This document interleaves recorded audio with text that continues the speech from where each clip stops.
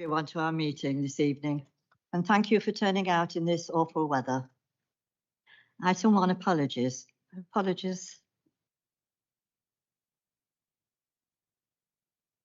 Apologies have been received from Councillor Cathy Lugg, Councillor Bridget Bolwell, Councillor Simon Gibson, Councillor Andy Canning, Councillor Tony Coombs, Councillor Ryan Holloway, Councillor Piers Brown, Councillor Dave Bolwell and Councillor Hannah Hobbs-Chow. Thank you. Item 2, is it your wish that I sign the minutes as a correct record of the last meeting? Everyone in favour? Thank you. 3, declarations of interest. Are there any declarations of interest? I believe Councillor Parker was to do that. Yeah.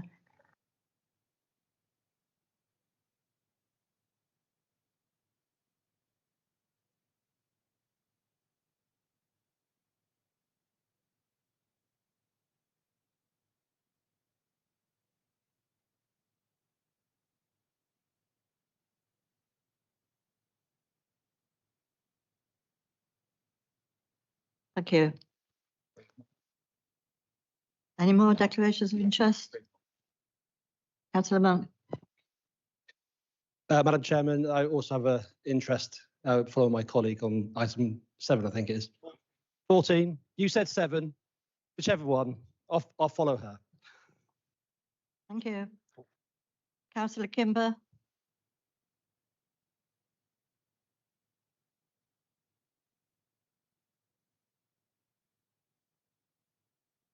Can you hear me? Can you hear me, Mother? Paul Kimber, Portland Underhill, Portland Ward. I'm a member of the food bank on Portland. Thank you. Any more declarations of interest? Yeah. Thank you, Chair. On item number 14, I have a disclosable interest by means of employment. Thank you. Thank you. Any more? No. Thank you. We'll now move on to item 4. Oh, sorry.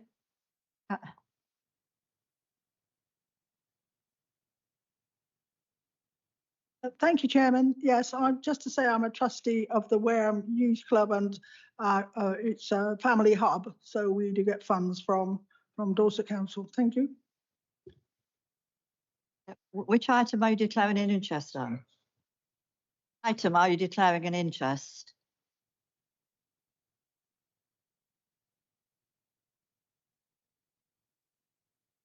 For the Wareham Youth Club and Community Hub. Yes, but which item on the agenda are you declaring that for?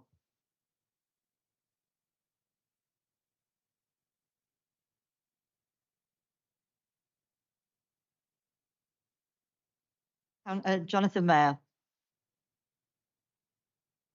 Chairman, could we just seek clarification from Councillor Azad? Are you declaring a disclosable pecuniary interest for the budget and leaving the room, or simply making members aware of your connection with the food bank? Yes, I'm declaring only that to make my members aware. Thank you. Yeah, and I'm Councillor Beres at Wareham. Thank you. Thank you. Any more? Councillor Nutley. Thank you, Chairman. Councillor Nutjoy and Lacey Clark for Blandford Foreman Ward. Do we need to make everyone aware of all the groups we're involved in? Because if so, that's fine. I'm happy to do so and follow the lead. Is that something we should be doing? No, we don't need to declare an interest on those. I think a lot of us could declare interest on things like that. Now move on to item 4. There are no youth council reps here this evening. They're busy talking about their parliament, so we'll do that, leave that tonight. Now I've got to report on the death of 3 former councillors. First of all, Peter Webb, who was a member of North Dorset District Council and became an honorary alderman in 2013. The next is David Barrett, who was a member of West Dorset District Council between 1996 and 2015 and was Mayor of Dorchester in 2007. And Ian Gardner, who was a Chickerell member for West Dorset District Council from 1991 to 2018 and a member of Dorset County Council. Now I'll move on to some good news. With congratulations, we've got two national award winners. The first one I'm going to talk about is the Children's Services for winning the Making Spaces Safer category at the National Centre for Violence Against Women and Girls at their annual event. They won this for the Pineapple Project, which was launched in Weymouth in 2022. This project is helped by local businesses and volunteers. So I think we ought to thank the visitors and volunteers for helping to make the pineapple success so good. Second one.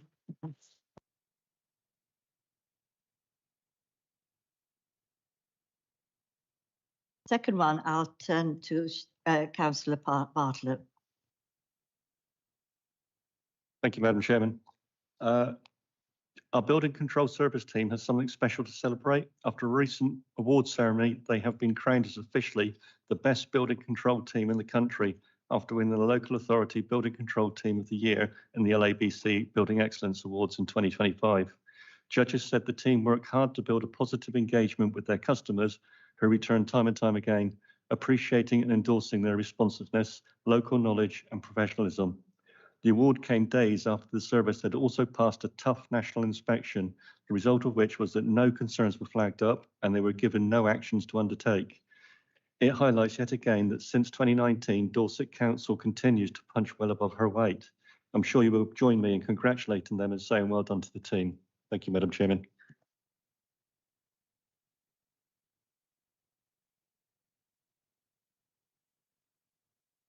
Thank you. Item 5, there are no questions or statements from the public. Item 6, no petitions or deputations. So item 7, the Leader of the Council and Cabinet members. I'll go over to Councillor Ireland. Thank you, Chair, Councillor Nick Ireland, Crossways and Leader of the Council. So members and colleagues, before I begin, I want to speak directly to residents and businesses across Dorset who have been affected by the recent severe weather and the flooding. Many have faced not only disruption and damage, but moments of real worry and hardship. I want to say to everyone affected that we've been thinking of you and we understand just how difficult these past weeks have been. I've heard from people who have had their homes flooded, who have struggled to get to work, who have seen their businesses impacted, and who are simply exhausted by the constant uncertainty.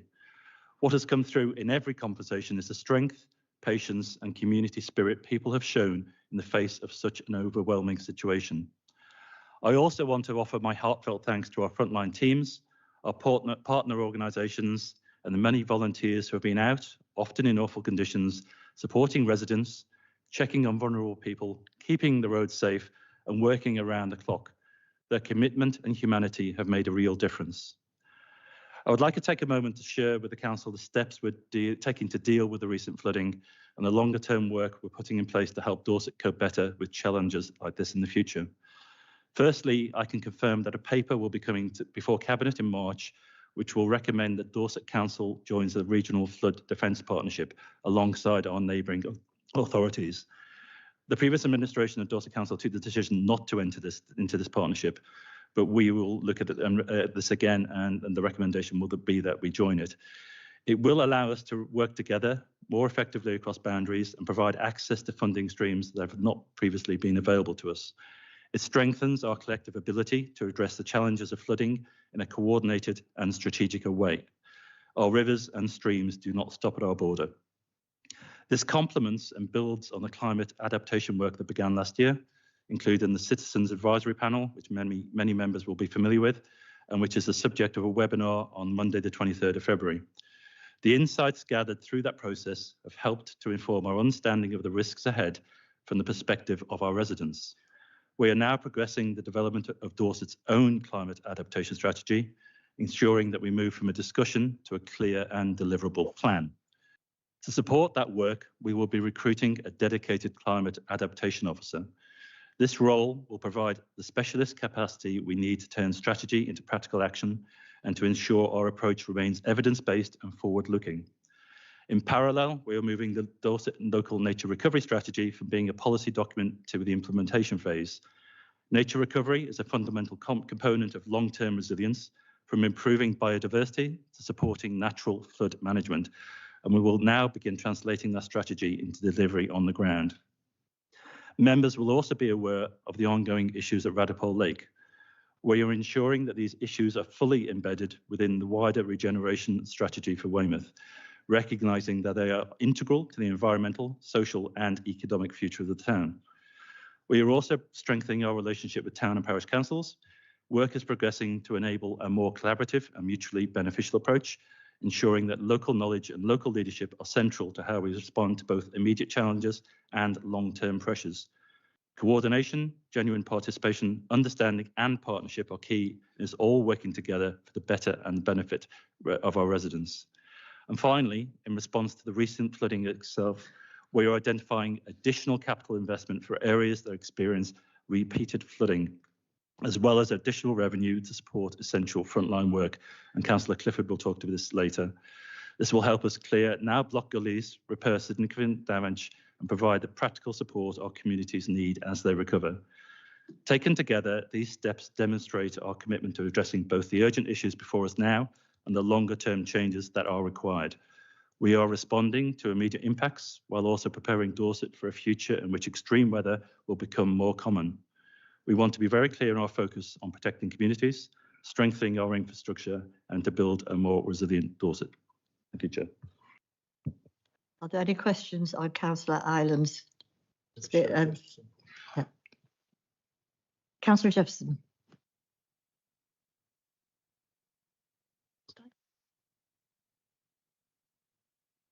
Councillor Sherry Jesperson, Hillthorpe and Upper Tarrants Ward.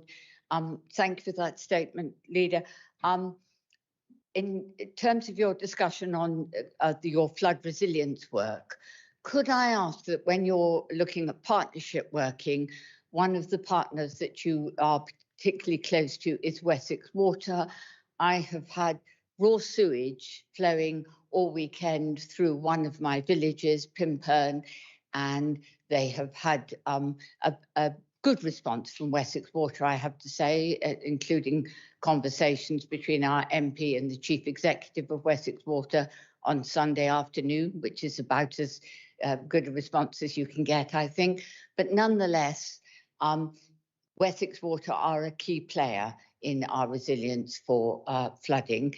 Could I also ask more immediately if we could have some clarity for our residents and for town and parish councils as to who is responsible for what when it comes to emergency flooding? Because one of the conversations that I know a lot of us have a lot of the time is the confusion between what is Dorset Council's responsibility and what is Wessex Water and what is the Environment Agency. So if we could have that nice and clearly set out on our website, that would save a lot of heartache. Thank you very much. Thank you. Councillor Ireland. So thank you, Councillor Jesperson. So Wessex Water are clearly one of our main people we deal with, as well as the Environment Agency and the towns and parishes. I think it's probably fair to say that Wessex Water in many parts of the county or Dorset Council's area are dealing with outdated infrastructure. An infrastructure that allows water to mix, groundwater and rainwater to mix with sewage, which obviously we don't do now. Everything that's now built has that separation built in, and so it is a challenge for them, and they probably need to invest more. And I think it's also fair to say Dorset Council probably need to look. So that's why we're investing in places that and looking at places that flood regularly through a £5 million capital fund where we are announcing tonight. On the website, I'm sure we could do that. Some of the stuff you've asked, it's really Councillor John Andrews' responsibility. So, but I'll assure you we get back to you on that. But we do take flooding very seriously, and these events aren't 1 in 100 anymore. They're not something that happens once in a blue moon. Places are flooding once every year, once every 2 years, and so we need to recognise that and address it. And I think all of us involved, and that's all our partners and Dorset Council, need to do more. Councillor Jefferson, is that okay? Right, we move on to Councillor Haynes. Good evening, Councillor Jill Haynes from Chalk Valleys. Leader, you have been talking quite a bit about greater collaboration and closer working with our towns and parishes. I wondered, one of the things, and I've been doing this for a very long time now, some 38 years, that annoys our parishes the most is the lack of consideration that their concerns when they're raised about planning applications don't seem to be taken into account. And I wondered, as part of your collaboration with them, you would be able to work with them to ensure that their voice is heard. Councillor Ireland.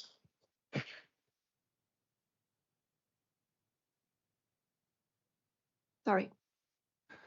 So as Councillor Haynes is well aware, we are a local planning authority, and the involvement of members in that process is very limited in terms of what we could do. It is a constant complaint. I think everybody who represents a parish, and especially if you're a parish councillor as well, the takeaway is that we are, well, essentially the fact is that they are no different from any individual. And I don't think that is going to change, because I suspect that's entrenched in legislation. But I don't think there's an easy solution. But obviously through the local plan we're developing, they have the opportunity to input, and through the clusters we'll be setting up, hopefully that'll provide a bit more throughput. But in the end, we are limited by what the law is on planning. Okay, Councillor Haynes. Supplementary, please. Thank you. So as a supplementary to that, and bearing in mind the problems that we've had with flooding, could we also therefore take greater consideration to the concerns of our larger villages about where new housing should be positioned and built because of the flooding issues we're seeing at the moment? Ireland. Yes, it's a very quick answer. So obviously through the local plan, part of the site assessment and the sites that we brought forward do include flooding and that sort of thing. So there are assessments done, and obviously local input is valuable. Councillor Weller. Thank you very much. Councillor Weller, Rodwell and Wyke. Also on the subject of flooding, we've had for some years now a climate agenda. We're all very aware that our climate is changing rapidly and frighteningly in some cases. I believe, I have to say, I haven't been in the country to experience it, but I believe we've had rain for 38 days, possibly more. And that's resulted in, I have been keeping an eye on some fairly horrendous flooding. Despite that, and I'm faintly reassured by what you've been saying about our being aware of flooding in the county now, but I'm not convinced that we are robust enough yet. And I'm not convinced that we are putting enough money aside. These events have been horrendous recently, but they are increasingly so. It's no longer a rare occurrence, it's a routine occurrence. We not only need to have money for contingency for... Is this a question, Councillor Weller? When this horrendous flooding occurs, but to mitigate so that it doesn't occur on quite such a regular basis. I'd like some reassurance on that. Councillor Ireland. She was asking for reassurance. So Councillor Weller, yes, we are doing what we can. Decisions have to be taken when we mitigate and when we don't. You've seen, for example, and I don't think this applies to Dorset, but houses falling into the sea because cliffs have collapsed. We have had an awful lot of rain. Where my parents and my sister live in Scotland, they've had 49% of the annual rainfall in just over a month, which is quite horrendous. So we are working towards our climate resilience strategy, and it'll be published later this year, and that will include things like mitigation for flooding. And if you look at the work we're doing in Weymouth right now, we're strengthening the harbour walls and we're also raising them slightly, not as much as it was originally proposed. I think that somebody got a bit carried away there, but they are being raised, and that's in recognition of the fact that these events are happening. Sea level is rising. It will rise further with climate change and increased global temperatures. We have to deal with that. Supplementary question, Councillor Weller. No, I'll leave it to that. Thank you. The next question is from Councillor Knock-Lacey. Thank you, Chairman. Councillor Knox and Lacey Clark for the Blandford Forum Ward. whilst there was some really good work done to help with the flooding and on the ground, I give all credit to our staff and operatives and John for helping organise all of that. There were definitely some things that didn't go as well as they could have. And our local town council that we represent, myself and Councillor Quayle, were very unhappy with the complete lack of information and communication that came out during a very difficult time that left thousands of people in Blandford stranded. They couldn't actually leave Blandford.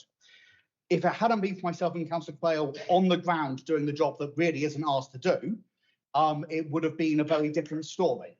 And so I think while things went well, not everything did. Since then, the cabinet members very kindly agreed to come and meet in Blandford to talk it through. And I'm wondering, would the leader agree that there's probably a piece of work for scrutiny to do on our response to flooding? What went well, what didn't go well, to prepare for, as you have said yourself, these aren't more than 100-year events. They're happening much more regularly. And actually, is there a piece of work that scrutiny could do there to look at our response to the whole situation? Councillor Allen.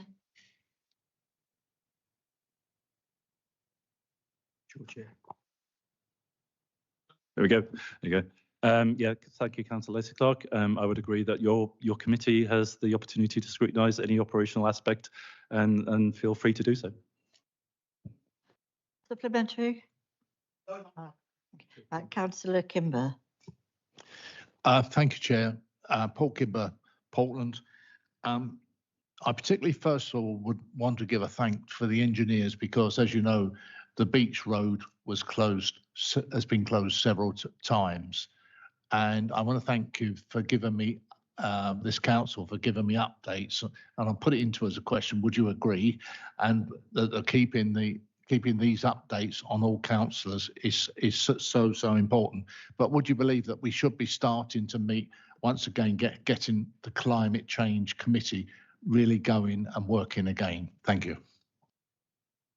Councillor Kimber, Councillor Ireland.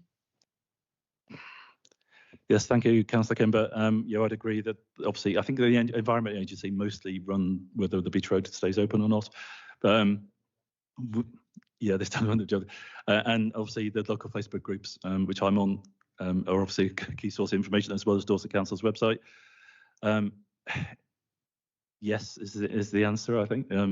Yeah. Yeah. Okay, Councillor Kimber. No, not more. Just hopefully that we can start getting the climate change committees working and going again, so we can actually really tell our people what we're doing. Thank you. Now, Councillor Parry.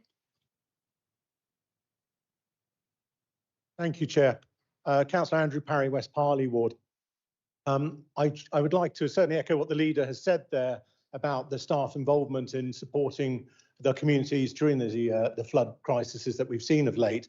And the reports I received from my own group across the Dorset Council area was that they had very good lines of communication with their highways teams. But the inevitability is our network has been badly damaged in a number of places. Potholes are rife, okay? Certainly at a higher level than we would expect to see. That's not the Liberal Democrats' fault before we go there. It's just the reality of the situation we're in. But we have a policy and our residents expect us to fix potholes in around about 28 days. That is probably highly unrealistic at the moment. Could we hear from the leader or the cabinet member who chooses to delegate what realistically we are looking at as a time frame to carry out the repairs in the network? Councillor Ireland. Councillor Andrews will be making an announcement after me, so perhaps he might be able to cover that if he says the right words. I was talking to Councillor Andrews not less than an hour ago in terms of statistics and gritting. The amount of pothole reported is double, I think. Looking for John in the last month. So this calendar year, the number of potholes reported, from the 1st of January to now is actually double what it was last year. But yet we filled almost double what we did from last year as well. So we are responding. Yeah, we aren't responsible for the potholes. It's the weather. Whole roads have lifted. The flooding we're seeing, the groundwater levels. I can't say unprecedented, but they are very, very high, and they're causing major issues. And which is why we're announcing additional funding tonight to actually address and capital funding to repair those roads now. this year, because we recognise that this is exceptional circumstances and it does need some money thrown at it over and above what we budgeted for the normal for next year. So Parry, are you happy to wait for Councillor Andrews and now Councillor Taylor? Yeah, thank you, Chair, and thank you, Councillor. My concern is the fact that we're talking about the sewage problems we've got going on with Wessex Water. We've had major problems and spills in Charminster. Charminster was majorly flooded. We even had raw sewage in the bottom of Charminster. So the thing is that the communication aspects from Wessex Water to the residents and also the communities and parish councils seem to be pretty limited and pretty poor. And also we've been hearing about pumping sewage and wastewater into the rivers, especially the short chalk streams and things like that. This seems to be unacceptable, considering we're supposed to be stopping Poole Harbour being polluted, and it is being polluted by the runoff from what's going on from Dorset. So my question is, Wessex Water doesn't seem to be reporting very much what's going on. And when they are reported to, we can't hear anything back. So we want to see a strategy and work out where they're going forward to actually help with the situation of not polluting our rivers, roads and pool. Thank you very much. Councillor Ireland.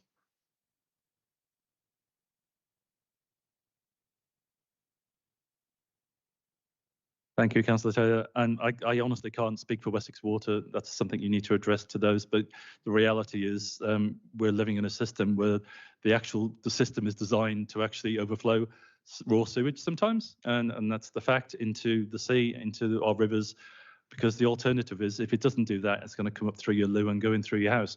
And so that's the reality of the situation. The system, a lot of the systems were designed over 100 years ago. Wessex Water have to cope with that, and I'm sure they're doing the best they can. Okay, Councillor Taylor, you want to come back?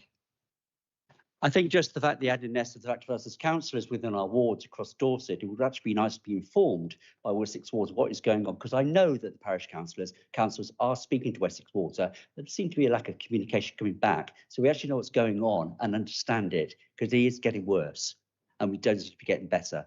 Thank you.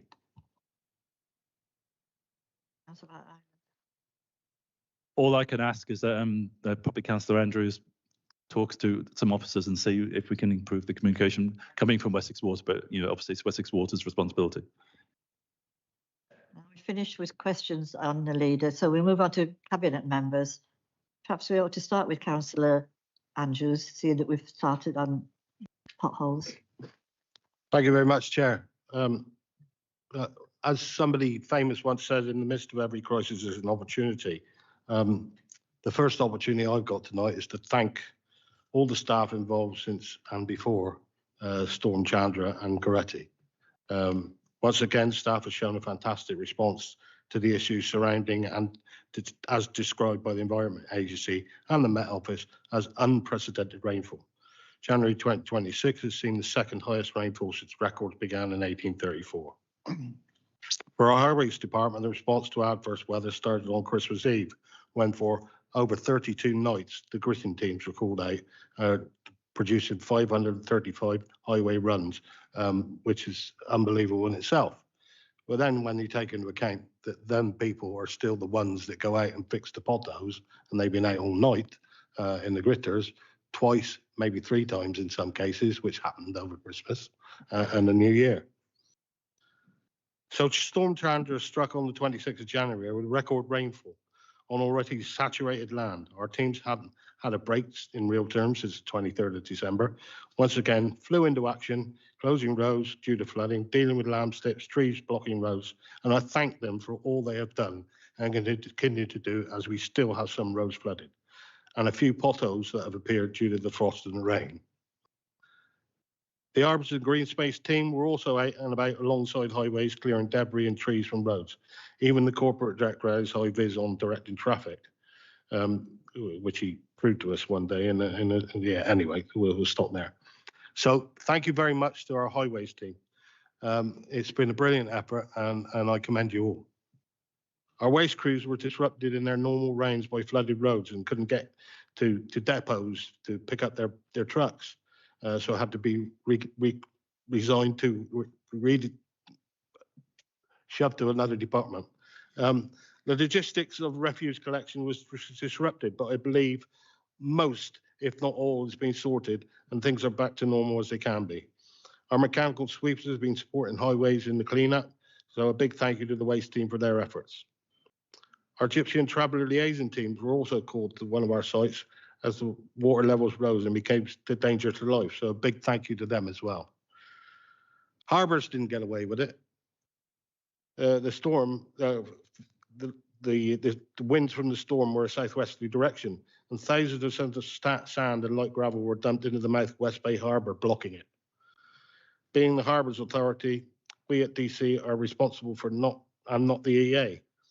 The West Bay Harbour team managed to employ the services of a contractor, and a removal was started, and I believe the channel is now partly clear, but complete removal will take weeks. The crane grabs is removing a ton at a time and doing 200 tons per day.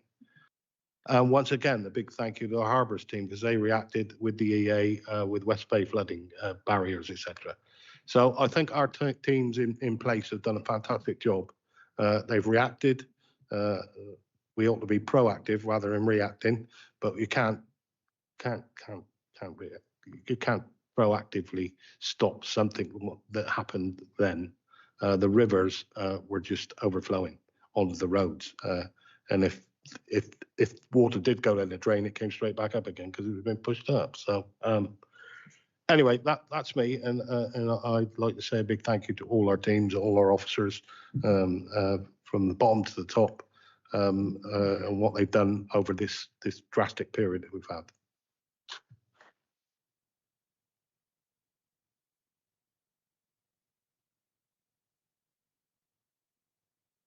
Any questions for Councillor Andrews? Councillor Parry. Thank you, Chair. Councillor Andrews, we are of course aware that two of the most major routes through our county are the A31 and A35, which are not the directly responsibility of this council. They sit with national highways.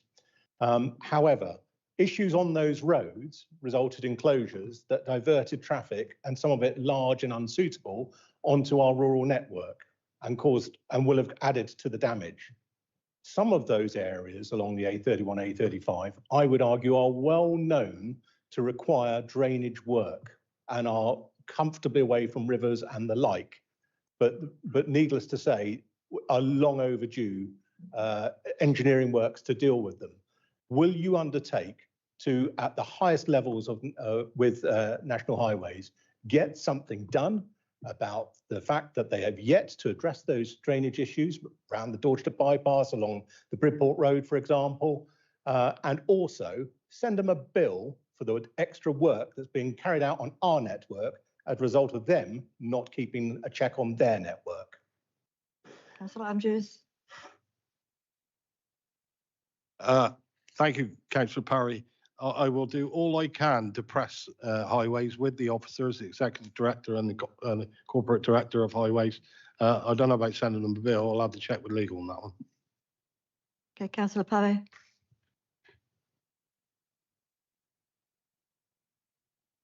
Now we'll move on to Councillor Bartlett.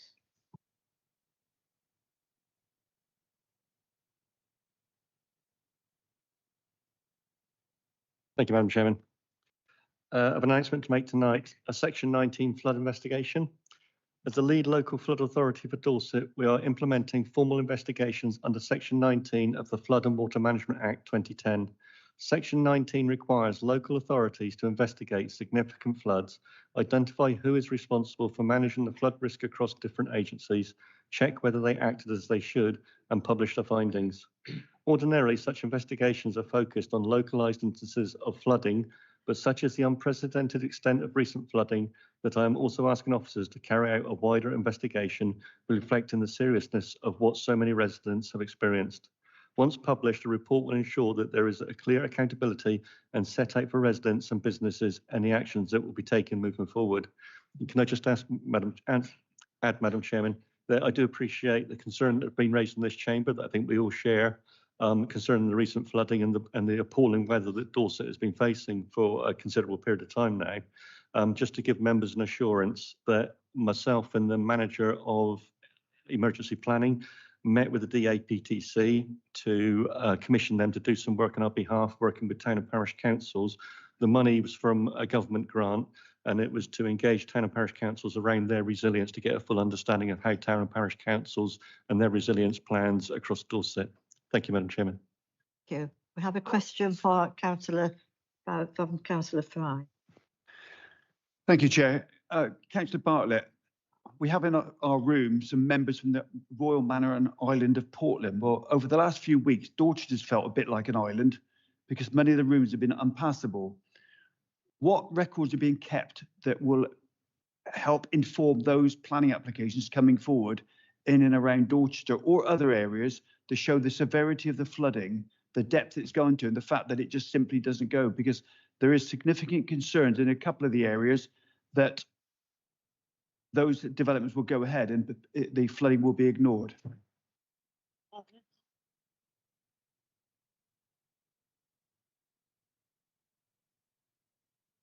Thank you, Madam Chairman, and thank you for the question, Councillor Fry. Yeah, I appreciate members' concerns around that. I've spoken with the planning officers and had a meeting with them. What you've seen in the draft consultation document for site allocations in the local plan, the EA, the Environment Agency, regularly update the information they give to us as Dorset Council as to where their predictions of flooding and groundwater areas are. That is updated constantly, and members will remember that when you saw the site allocations in the local plan, it was broad shaded areas, and as was explained at the time to mostly the general public, that there's not housing from boundary to boundary in those plans. There will be areas of sang sites, there will be open spaces, recreational spaces, woods and the such like.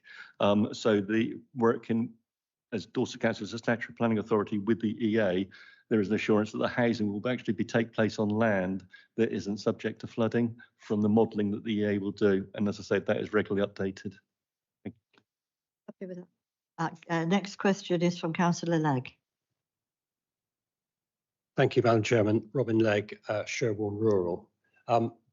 Shane, what role do you want us, the 80 plus members of the authority, to play in this Section 19, this Section 19 investigation? Because it seems to me that we individually have a lot of information that we can give. Certainly in my area, we've had regular floods where roads have become impassable, and this information needs to be relayed back and make sure that it's actually focused on those areas which are most in need. Councillor Bartlett. Thank you, Madam Chairman. Yes, thank you, Councillor Legg, for your question. It's a good question. Yeah, there will be that opportunity for members to have that input, both in that and, of course, in the work that the DAPTC are doing with town and parish councils over those resilience plans. I think we've all appreciated in recent weeks, or maybe 2 months really, that there's a sufficient amount of work that needs to be done to give our town and parish councils resilience that they need. We talk about a 1 in 100 year event. What we've seen over this last couple of months actually is being viewed now as a 1 in 10 event. It's moving that quickly, the pace of change within climate. Thank you. Okay, Councillor Legg. I move on to Councillor Taylor. It's a bit of a question, a theoretical question actually going on planning. The fact is that we've got the problems, as we've all discussed today, regarding the flooding levels going across Dorset and, of course, the allocation of sites across Dorset for building properties on. My question is, the fact is that, known to myself now and through the planning community, the fact is that if builders go ahead and build properties on known flood areas or will be flooded areas, they will not be insurable. The insurance companies across the UK are not insuring properties that are known to be built on floodplain or flood level areas. So therefore, we've got a problem then with future developments of actually going forward. Are we communicating with these relevant bodies to make sure we understand we are building and going to build in the right places that is safeguarded for our people and our future of properties? Thank you. Councillor Bartlett. Madam Chairman, thank you. Thank you, Councillor Taylor, for the question. It's somewhat out of my area of responsibilities and control, I think, in insurance. But as I've said, as a statutory planning authority, one of our major consultees is the Environment Agency, and planning is enshrined around that and the information that they give us as to where we can do those developments. But I'm happy to meet with Councillor Taylor outside the meeting with officers to explore his concerns. Thank you. Okay. Councillor Jefferson.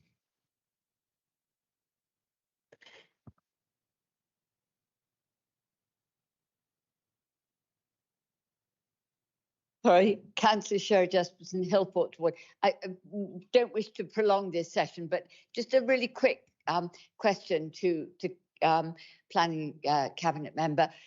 When you're gathering information, would it be useful, or now I think it would be useful, if we could gather some real-time information, looking at planning application or housing that has been built in, say, just the last 10 years or the last 7 years or something, and see how many of those housing developments did flood this year.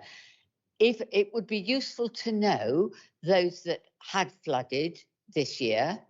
It would also be quite helpful to know if this year of all years, because this is a bad year, that in fact none of them flooded and that the flood mitigation measures actually worked. That would all, either way, it would be useful to know that. But if it turns out that they didn't flood, that would be quite reassuring for people. So could we, in addition to gathering information about flooding, could look specifically at recent new developments? Thank you. Councillor Bartlett. Thank you, Madam Chairman. And Councillor Chessman, thank you for the question. Could I meet with you outside the room? Because I've got a couple ideas around that I'd like to explore with officers about gathering members together to have an understanding within their own particular wards of how badly they were affected, particularly around new builds and planning with across Dorset as we go through this period. I think it would be a good idea to get that knowledge out within a meeting around the table. Okay, thank you. Okay, Councillor Somper. Thank you, Chairman. Councillor Jane Somper, Beacon Ward. Thank you very much for that, Councillor Bartlett. It's a technical question. I'm not sure if you'll be able to respond. Around Section 19 specifically, I've had extreme flooding in areas in my ward. The leader has been copied into some of the correspondence on that, and people's homes have been flooded. This is an issue that I brought up over a year ago at a full council, asking a question about it. But on Section 19 specifically, I was informed that there had to be a minimum number of dwellings or buildings impacted in an area, i.e. that particular village, to raise a Section 19. That doesn't sound to me like that is correct or the case, and you're looking at it as an overall Section 19 rather than lots of specific ones. But if you want to provide that later on or in writing, I'd be grateful. Councillor Bartlett. Thank you, Madam Chairman. That isn't my understanding of it. We were looking to an investigation pan Dorset because the weather has been so horrendous with the effect that's taken place. But I will get an answer for you from the officers outside this meeting. Thank you. Right, now I think we move on to the next cabinet member, Councillor Wilson.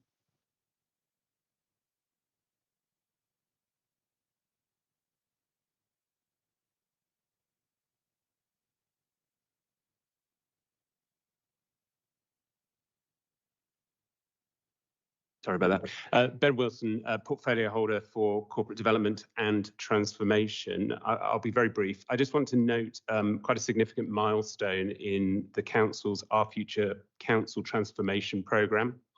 On the 2nd of February, our Business Support Hub and Customer Hub went live. These new services are central to our ambition to create simpler, more consistent and more resilient services for our residents and colleagues. Our Business Support Hub will deliver the back office critical support. Our Customer Hub brings together our current customer service function, along with colleagues across the council who respond to inquiries from our residents, partners and communities. This includes functions such as school admissions, highways, parking, planning, and our tree teams. Together with the Transformation Management Office, which was established in December, these hubs are the foundations for more streamlined and technology-enabled council operations, whilst keeping the needs of Dorset's residents at the heart of their design. The establishment of these hubs also unlocks sustained savings for this council, critical to this and future budgets. I'd just like to say a personal thank you to the huge efforts from all the officers who've been involved in getting us this far. Questions for Councillor Wilson? Thank you. We'll move on then to Councillor Clifford.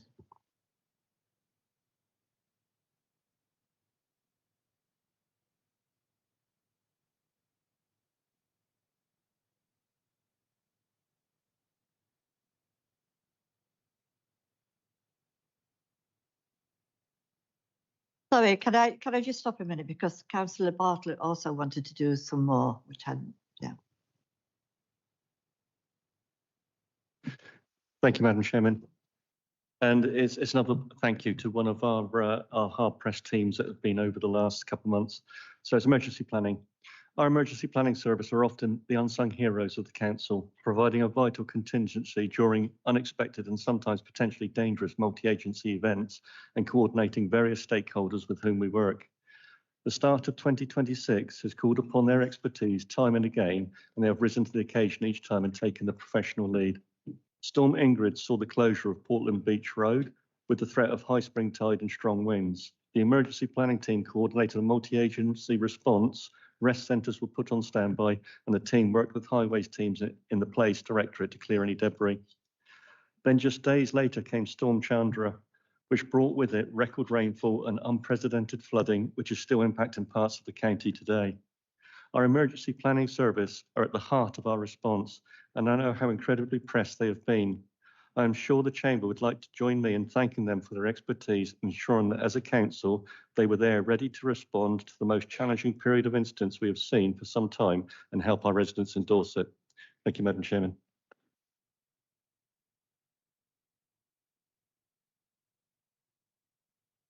Don't you need any questions on that? So we'll move on to Councillor Clifford now.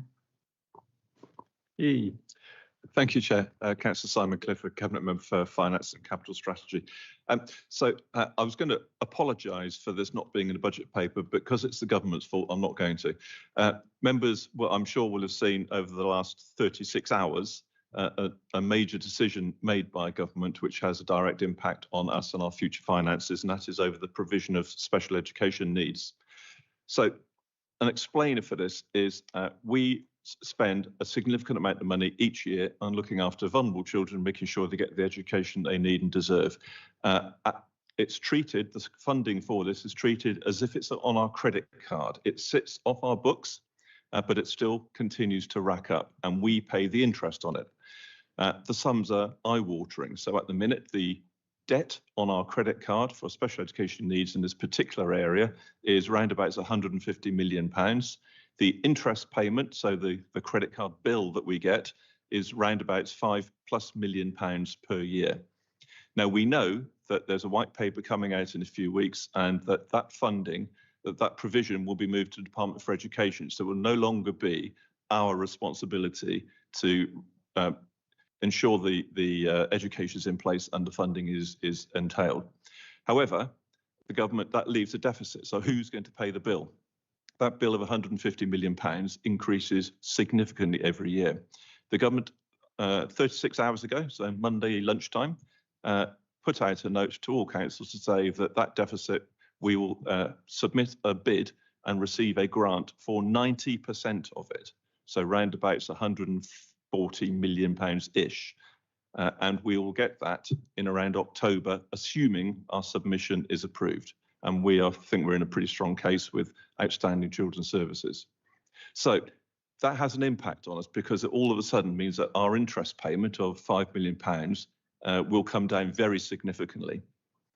The elephant in the room is we're still incurring that spend, and we'll continue to incur that spend. And until a final solution is in place, which this is very much a temporary fix, which won't happen until 2028, it won't be too far off where we are now in 2028. So it is likely that we'll lose our 140 of the £150 million deficit we have now, and in the next 2 years, we'll build it back up again to about 100 million. This is a national problem. It is nothing relating to Dorset at all. The bill for this 90% fund that the government are going to put forward is round about £14 billion. When they get round to the final payment after another 2 years, my guess is it'll be round about a further £10 billion. So we're looking at a £20 to £25 billion national moving money around solution, but it has an impact on Dorset. For us, in terms of funding, in year, it will be positive. We'll wait and see whether we get the grants, how much it is, what conditions are attached to it, and the devil in the detail, as we all know. But I thought it was worth just announcing it to Council and take any questions. It only happened yesterday, so the chance for me to answer these questions is slim to nil, but I'm willing to have a go. Anyone to ask a question? Councillor Jefferson.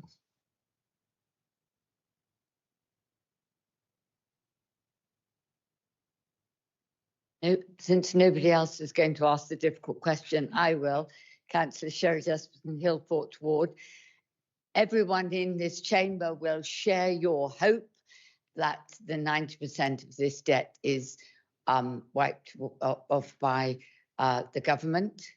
It has been our hope that to get to that place for a number of years. I also hear what you say, that we should be in a good position with regard to our Ofsted report.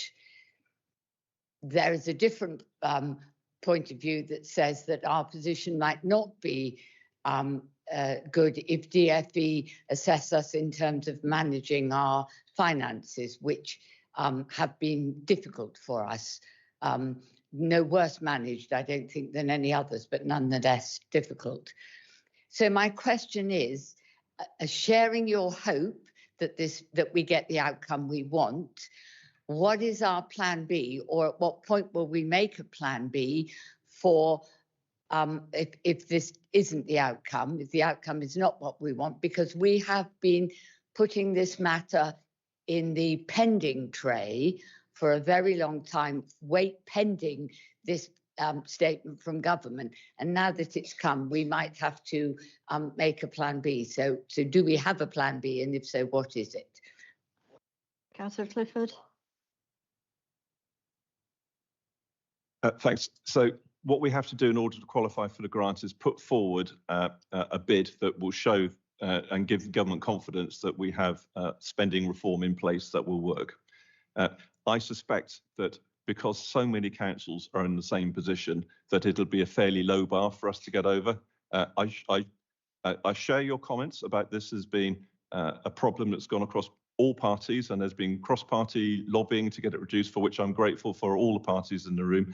I don't think it's time for plan B when we literally are still dissecting what plan A is, but as soon as we know, I'm very happy to share. Happy with that? Councillor Suttle.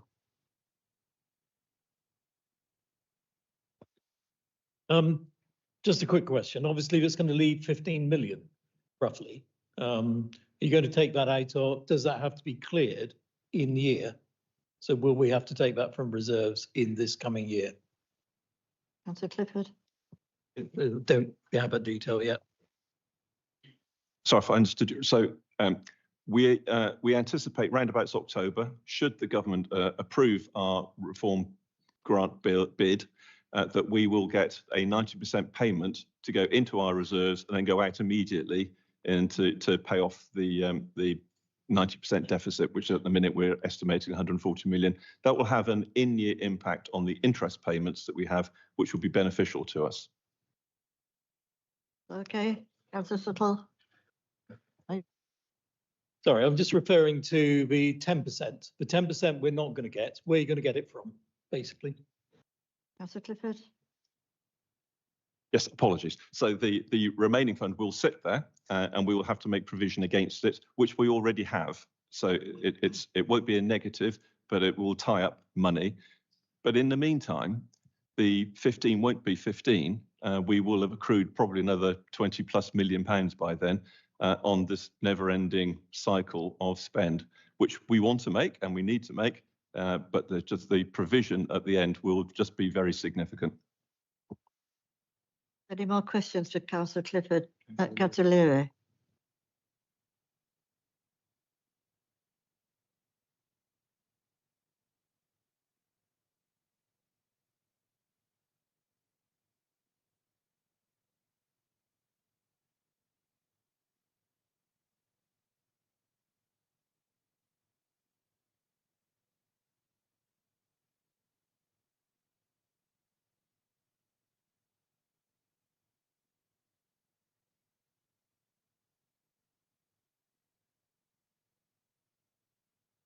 Councillor Clifford.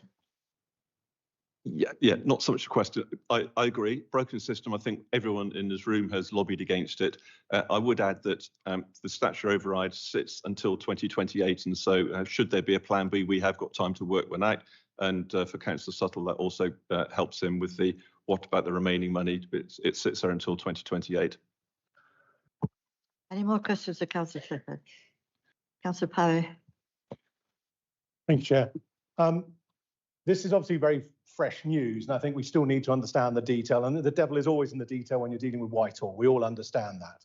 But it does strike me immediately that we need to put this on the agenda for scrutiny committees, possibly overview, at the earliest opportunity. And my request is that a formal request from the Cabinet member goes to the chair of the scrutiny committees to make time for this at the earliest opportunity for us to understand what's going on here, because it's going to take a lot of planning. And if we get this wrong, my goodness me, we're going to pay a price for it.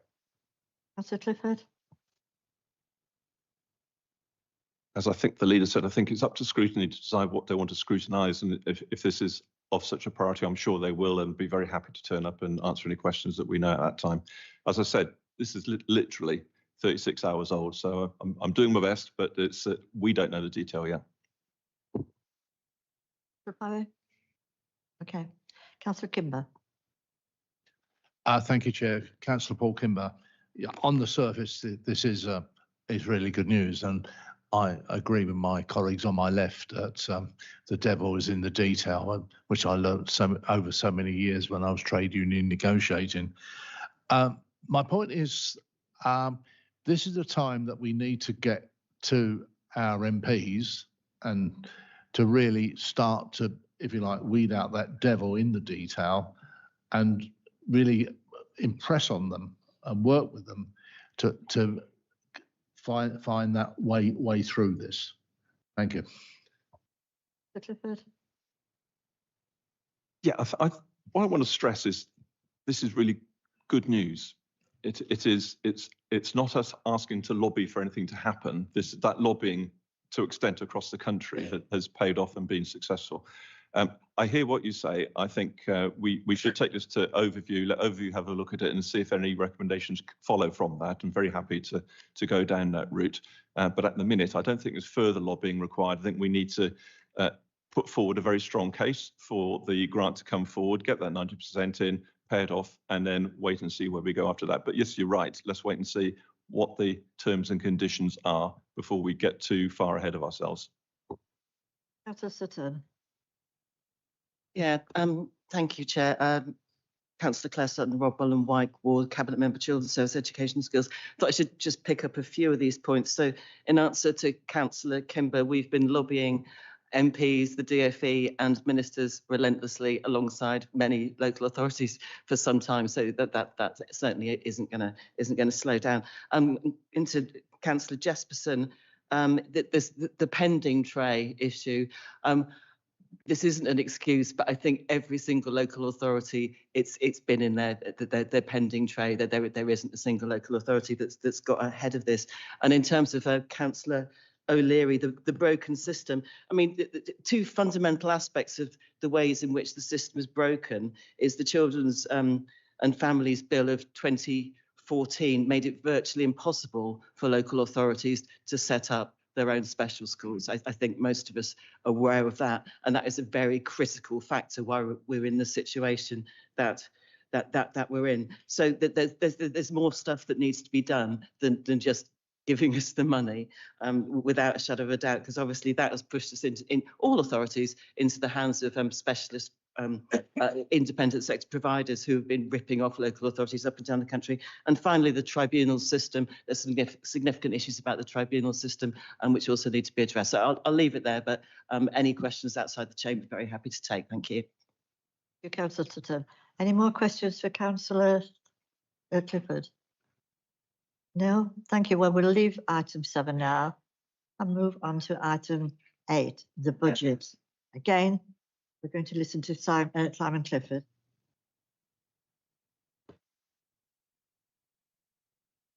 Thank you, Chair. Councillor Simon Clifford, Cabinet Member for Finance and Capital Strategy. So following on from where we are with the special education needs announcement, at the same time, of course, we found out what our final settlement would be from the government. So that was the 9th of December, so the day before the 10th of December, which is today, and we have this meeting. We find out exactly how much there is. My views on the way this works are on the record. I think it's a very poor system. I am glad that we're ending the 1-year settlement process, and we've got a 3-year settlement now in place, which helps us plan for the future. You'll notice there's an addendum on your papers which sets out the final settlement. So last year, the government kept back £521 million to share out amongst councils across the country, and Dorset got £3 million of that. This year, the government kept back £740 million, and Dorset's share of that is £300,000. So it's an absolutely extraordinary punishment for a rural authority. So the government is not acknowledging any extra costs for being rural. And when Dorset, with our ageing population, with our transport links, with our seasonal economy, this is doubly punishing for our county and for our residents and businesses, and it's very disappointing. I've spoken about SEND, so I will give credit to the government that whilst I feel that they are dealing us a very poor hand, on one side of things, I think the special education needs decision is significant and very good news for the county, assuming things go well and we reach the threshold that's required. So that brings me through to the meat of this budget, which is where we're going to spend our money and how we're going to do it. First off, I'd like to thank the 2 scrutiny committees who went through in great detail our spending plans, brought forward recommendations, and they were taken on by Cabinet.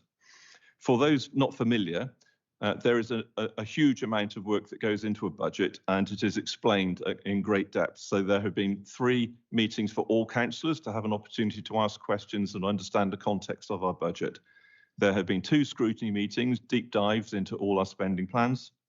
There has been a cabinet meeting where the public also can ask questions, and we put forward a budget simulator to give residents the opportunity to have a go at setting a budget and realise how difficult and challenging it is.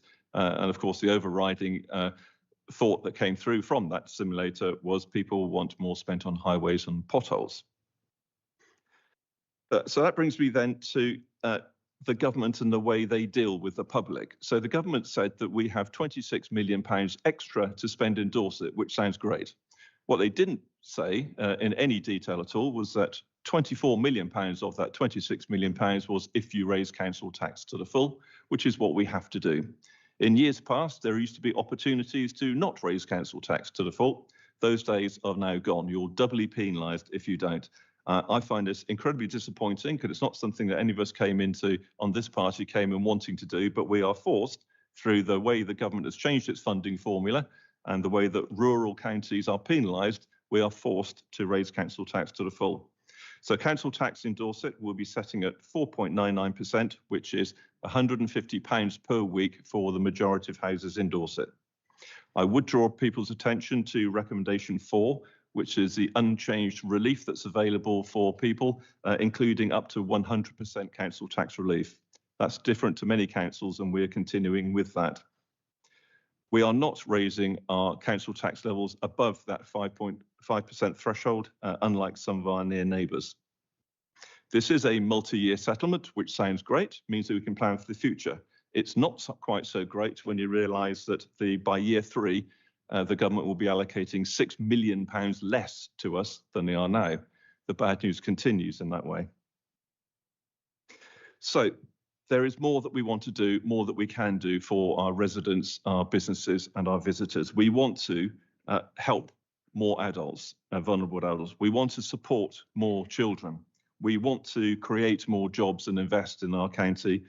We want to build more homes. It's a tough prospect, but we've got £483 million in this budget doing exactly that. We are putting more into those vital services. £12 million more going into our adult social care, £5 million more going to support children's services, an 18% increase in our birth to settled adulthood programme. This is to ensure that children don't fall through the gap between children and adults. There's more money going into public health. There's less money going into back office, and I applaud Councillor Wilson earlier on for his news about digital transformation as we move to a future council. There's some really good stuff going on. There's some great stuff, and we've been hearing about it, and I add my voice and my applause to all those teams, from emergency planning through social care through to our highways workers who've done such a terrific job over the past month or so. We have new leadership at the top of the organisation, giving us a strong and clear path for the future. And we are moving towards a digital future with more use of AI that I think will be beneficial to us all and will also be more efficient. We have tight controls coming in across the council, none more so than in capital, where capital we use to build and improve roads, to build coastal protection, to build new recycling centres, projects all across the county. We are spending £350 million over the next 5 years doing exactly that, improving Dorset. But we are bringing in very tight controls that haven't existed previously, and that will see a move from £100 million this year to £66 million next year. This is where we're starting to squeeze to say, you can only have money if you can demonstrate good value that will be delivered by it. We are a transforming council. We have a restructure going on at the moment. We are moving to digital, and Dorset Council is changing and changing very much for the better.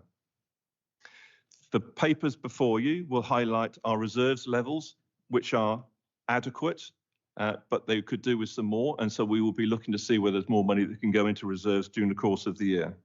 We are currently, though, well above recommended minimum levels. We have a moment in time where our finance teams, who've done such a terrific job over the past year, are handing over responsibility to our revenues and benefits teams to actually start collecting council tax and business rates for the coming year. They are an excellent team, and it's very pleasing to see that we are heading for an above national average, roundabouts 95–96% collection rate for council tax, which is remarkable, and I applaud that team. We have put forward challenging income targets, which will be difficult but challenging, and I believe that can be achieved. And we have a strong contingency set aside should there be any shortfall. Directors are signing off their directorate budget and will be performance assessed against it. That gives us control, and there are further controls and spend controls. Any spend over £2,500 has to be signed off by a corporate director.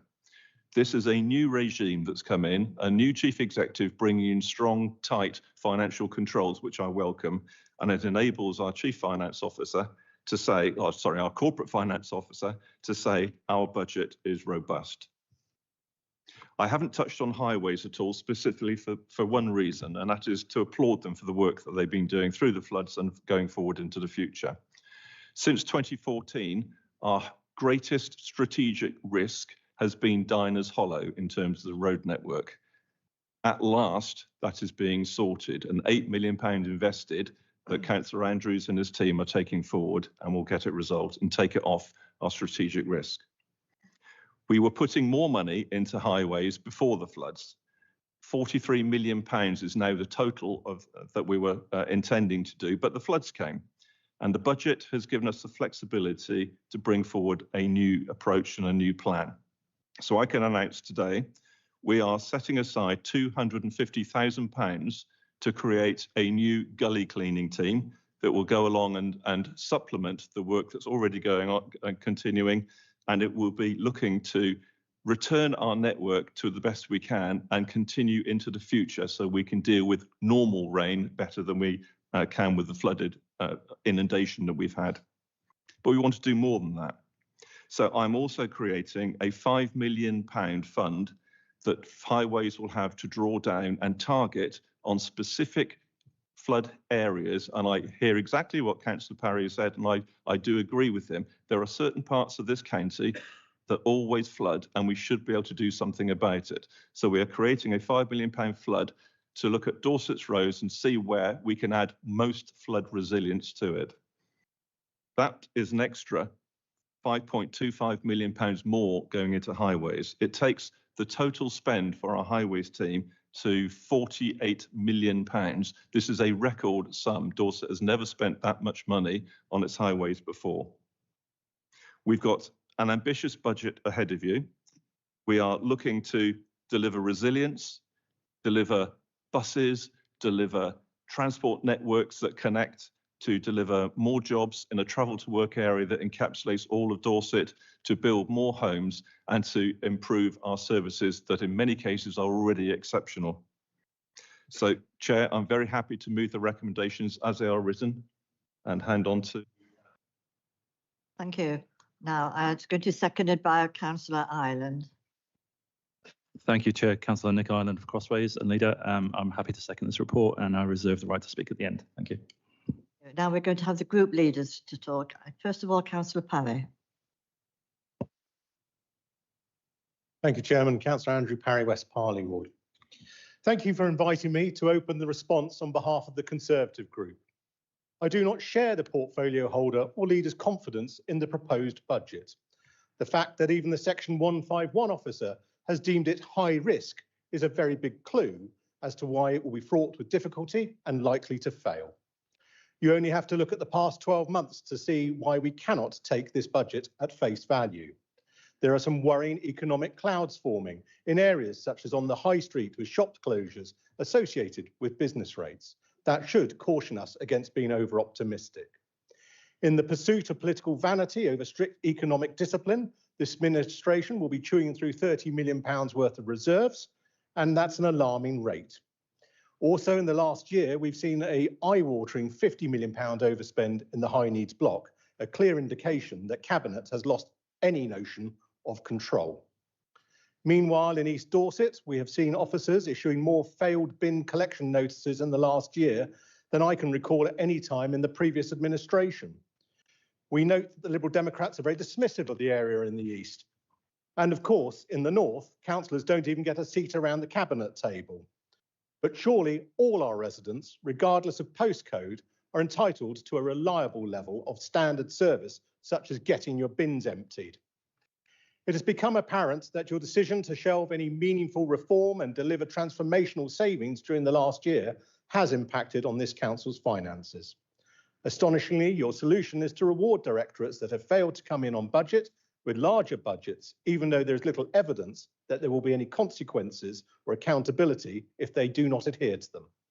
This behaviour is politically financial equivalent of feeding an addict's habit. Rather than giving focus and treatment, you are deluding them into thinking there is a bottomless pit of cash. It simply isn't credible for the leader to present to council a cabinet with a track record such as this that we've seen to date and expect us to vote for more of the same. 2 years into your administration, it's time to be weaned off the tax to the max mantra, say goodbye to jacking up all charges to save your political skin. Instead, usher in a culture of on time and on budget. In short, as things currently stand, I believe there's more chance of Keir Starmer still being Prime Minister at the end of this year than you have of delivering this budget. And we all know what the odds are of that happening. However, there is a solution. Tonight, Council has a rare opportunity to send a clear message. Vote against this high-risk budget. We can reconvene on the 17th of February. The reserve date is already in our diaries when the portfolio holder and leader can present a more prudent budget, remove any vanity projects, double down on getting the basics right. And if that's too difficult for some of the cabinet, then the leader can make those changes as well. So that elected members should give us the confidence that we could vote for. But tonight, we can't. Thank you. Now we move on to the Green Party, Councillor Sutton. Thank you, Chair. Councillor Claire Sutton, Robwell and Wyke Ward in Weymouth and leader of the Green Group.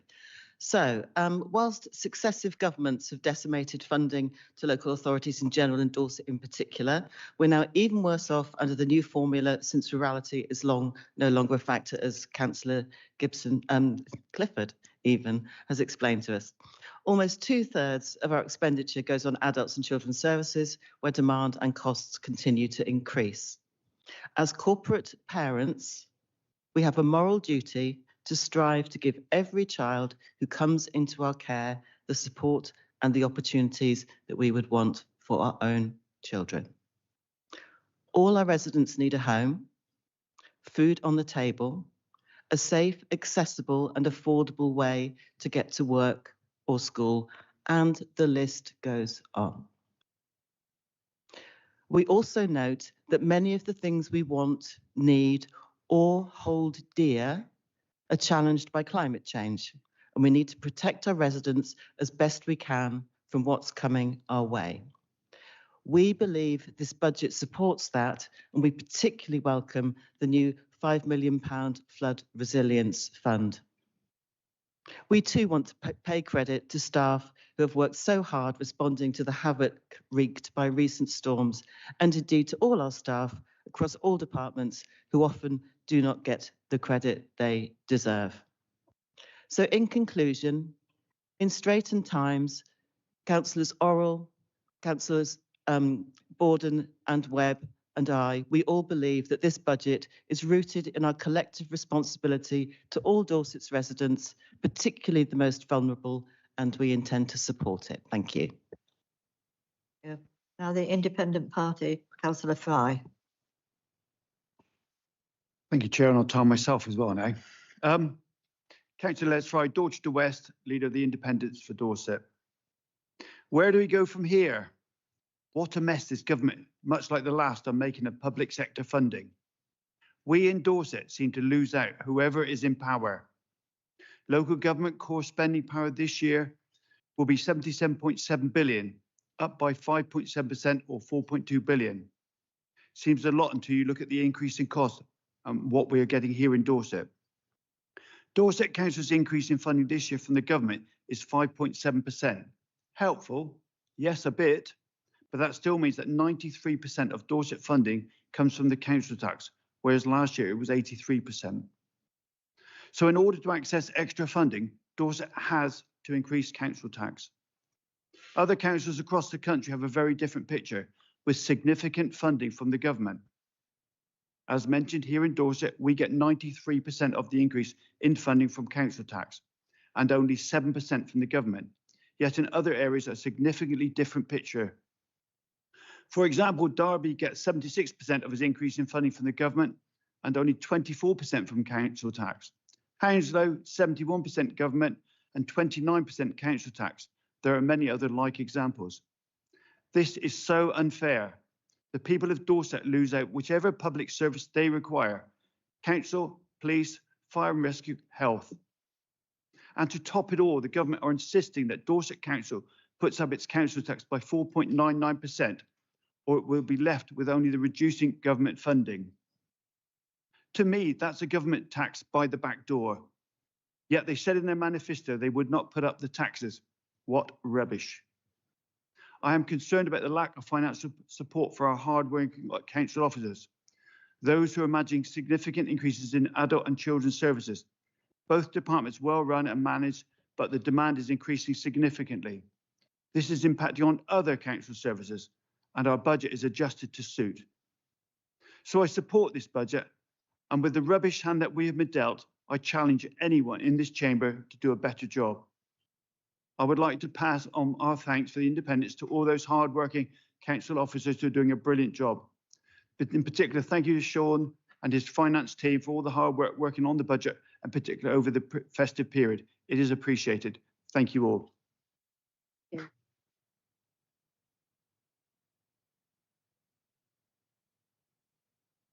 Now we'll move on to the Labour Party, Councillor Weller. Thank you very much, Madam Chairman. Councillor Kate Weller, Leader of the Labour Group, representing Rodwell and Wyke. May I start by thanking all the finance team for their work on the budget for 26-27, and of course our thanks to all our staff, particularly those who've been so hard pressed recently. I looked over my statement for last year and promised myself that I would not echo those sentiments again, so I won't, although they still apply. Accepting that we are in a difficult position yet again this year, and yet again unpalatable decisions need to be made. It's a bit of a record, isn't it? I'm grateful to Councillor Wilson for inviting me to be part of the Transformation Working Group, and I think some useful facts are emerging and some useful work is being carried forward. However, I don't share his confidence that transformation is the solution to all our problems. And that's perhaps because I've been involved in too many transformation programs in the past. Last year, I called for a larger budget for supporting business and creating jobs. Councillor Kimber and I and our Weymouth Town Council colleagues are grateful that time and investment is now being made in Weymouth, Chickerell and on Portland. However, we feel this lacks direction and smacks of hope over actual expectation. To be clear, what I mean is that I believe the Cabinet have begun to understand the importance of the conurbation to the economy of the whole of Dorset. However, they show limited knowledge on how this can be delivered. Growing Dorset's economy is our way out of our difficulties, both financial and social. We're very pleased that this year we're not being asked to place an increased burden on our car drivers. The heavy car parking charges imposed last year are still having a detrimental effect on both residents and visitors in Weymouth. There's still a need for a more imaginative approach to the use of cars in our busy town centres, especially Weymouth, and there's no sign yet of any imagination being exercised. Unless we support the provision of a public transport to and from the places that people want to travel at a price they can afford to pay, you will not reduce car use or the impact on our carbon footprint that we have pledged to do. I applaud some of the pledges just made by Councillor Clifford, but I won't hold my breath. That's the preamble. Most importantly, I come to the precept increase, 4.9904%, just a fraction under the maximum we are allowed to levy. And you can hack it any way you like. We always do that. In recent years, it's been the same cynical increases. And each year we say things like, but of course, this is a relatively small increase for those smaller households, most of whom are in Weymouth and Portland. But of course, this is a relatively small increase for smaller households. The burden falls on the wealthy. We're reaching a point at which this increase has become a burden on all households, not just the wealthy. Before we make these annual increases, we need to demonstrate to our residents that they receive value for money. I don't believe they do. Just one example, and I'll try not to bore you with this. We rightly subsidise a number of residents by contributing to their... Councillor Weller, you've had 3 minutes, so can you sum up, please? As quickly as I can in that case. I won't give the example I was going to give, but we're not giving value for money. When we do pay our rent benefits, for example, what we're actually doing is just giving money to landlords who aren't looking after the property, and our residents are living with the consequences of that. I hope transformation continues. I hope that it will be successful, but our council taxpayers deserve better. They continually are asked to economise and look for best value. We should be doing the same. Thank you. Right, the recommendations have been proposed and seconded, so we're now going to open up to debate. But this is debate, it is not a question and answer session, and there can be no amendments made at this stage. So please show if you would like to speak.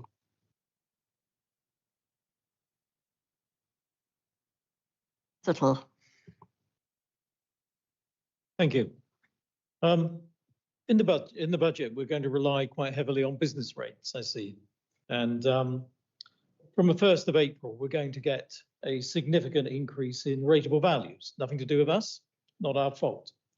But I believe this will bring significant disruption to our income because we're going to get a lot of appeals. My experience of rate appeals is people think it's fine to stop paying you. Not good. So I'd like to know whether the portfolio holder believes the reserve is enough. Should we increase the reserve for this? Also, I see late in the day, the government have put a 15% support for pubs and music venues, but mention nothing about shops, most of whom will be coming out of the small business rate regime. And I ask him, would he agree to write to government to ask for that 15% support to cover small shops, high street shops, because I think it's only fair to them that they should be treated the same because they're going to also get this increase. The second thing I'd like to ask is, there's been a lot of papers supporting the budget. They're mostly interesting. And there was an interesting one I saw on risk. You said, of course, the Section 151 officer believes it's high risk. It's probably not unusual, but obviously he does. And I noticed at the end of his little paper, but it said that basically if the budget was going wrong in year, but to achieve it to a balance point, it may require, trouble with this word, reprioritization of service delivery to maintain long-term financial sustainability, which I thought was interesting. So my question would be, or comment would be, does the portfolio holder believe that this budget may require such an act in year? Thank you. And Councillor Sarri-House. Councillor Sarri-House, Corfmullen Ward. Thank you, Madam Chairman. I've listened to the comments with interest this evening. It's important that this chamber deals in facts, not Facebook-friendly fiction. Councillor Parry's claims that the budget is high risk. Every upper tier council in the country is operating in a high risk environment, not because of anything unique to Dorset, but because the national financial pressures facing local government.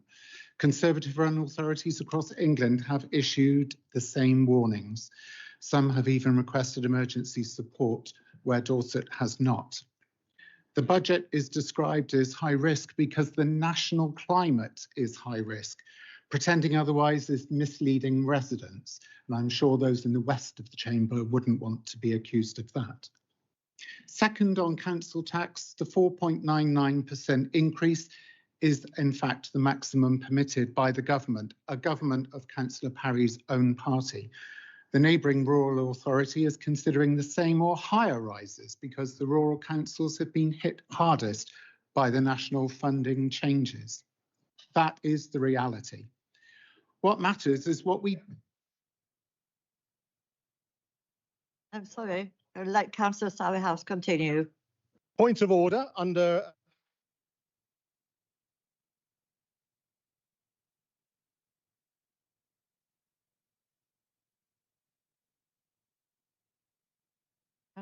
Jonathan, no, is that a point of order, relevant point of order?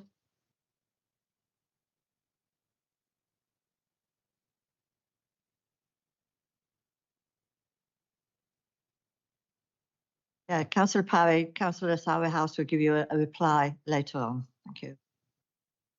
Please. So to continue, what matters is what we do with the money. And here the facts are clear. 12 million more for adult social care, 5 million more for children's services, 1.8 million to support vulnerable young people, and almost 50 million for highways, including reversing the previous administration's cuts to gully maintenance, cuts which they themselves admit have cost Dorset around £1 million. These are not the actions of a council cutting services. These are the actions of a council protecting the most vulnerable and investing in resilience. Third, on service standards, yes, there have been operational issues in some areas, and they have been addressed. But to take isolated examples and present them as evidence of systemic decline is not responsible leadership. It's political opportunism.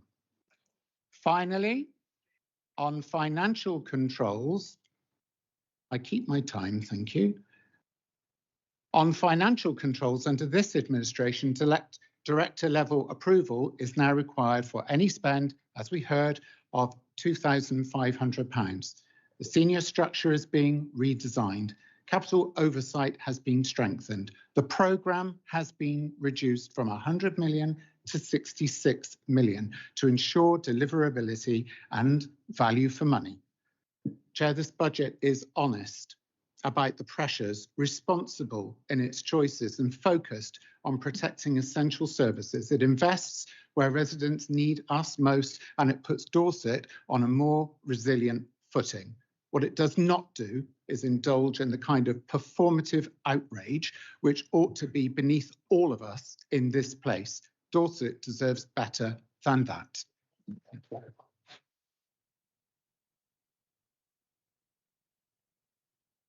Now we have Councillor Taylor. Thank you, Chair. It's a debate question, which we've come across many times before. Dorset Council and BCP have virtually the same population.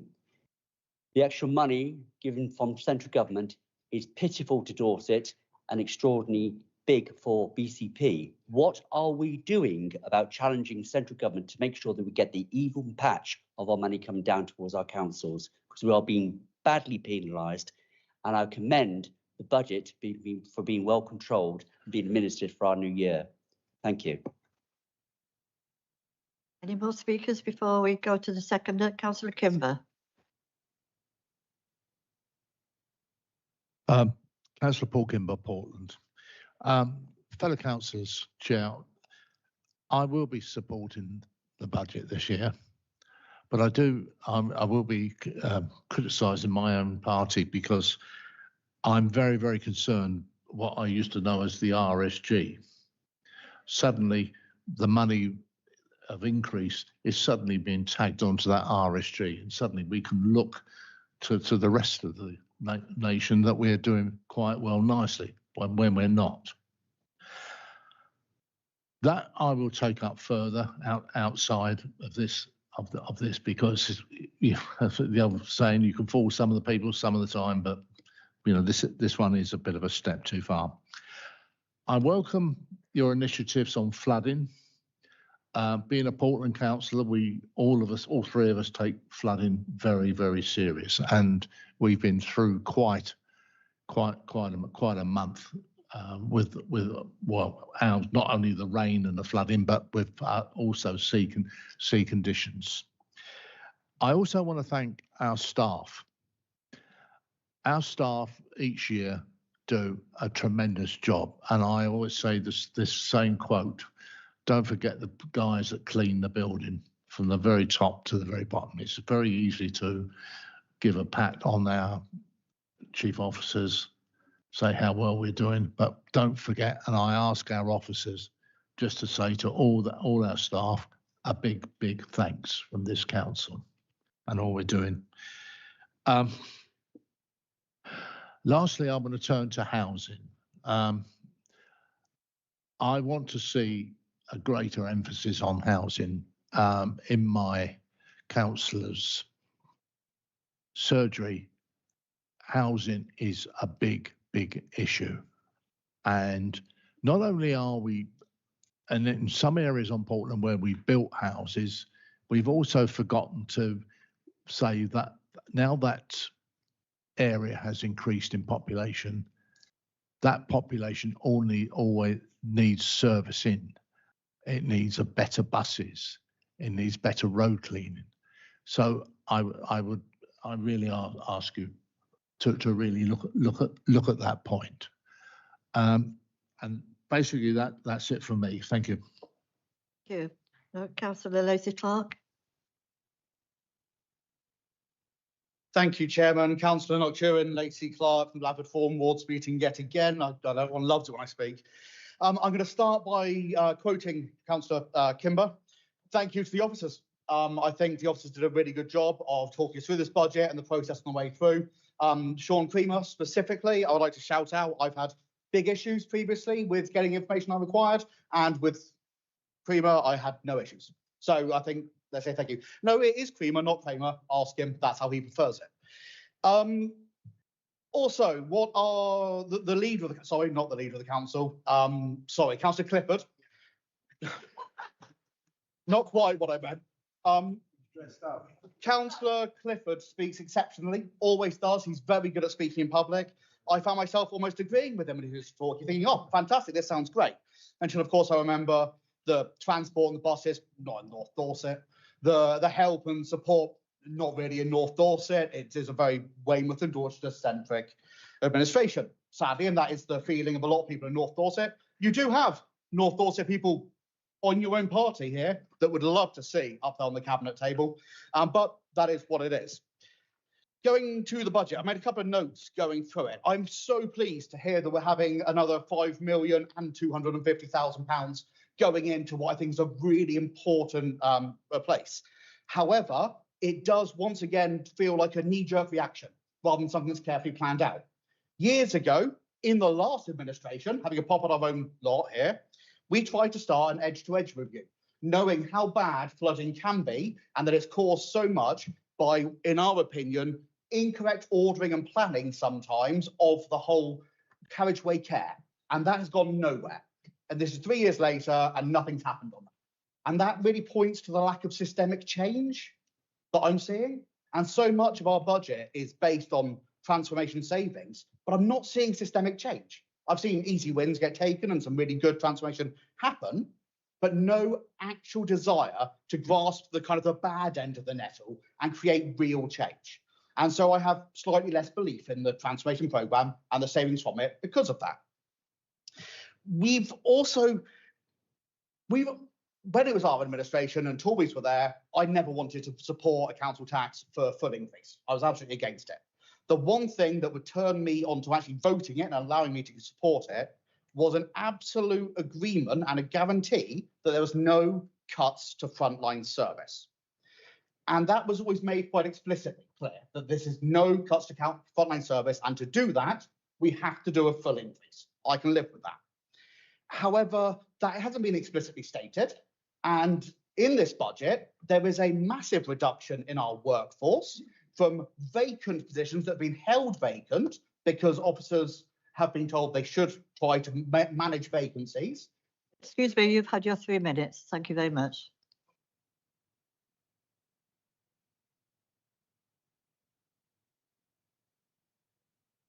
Councillor Borden.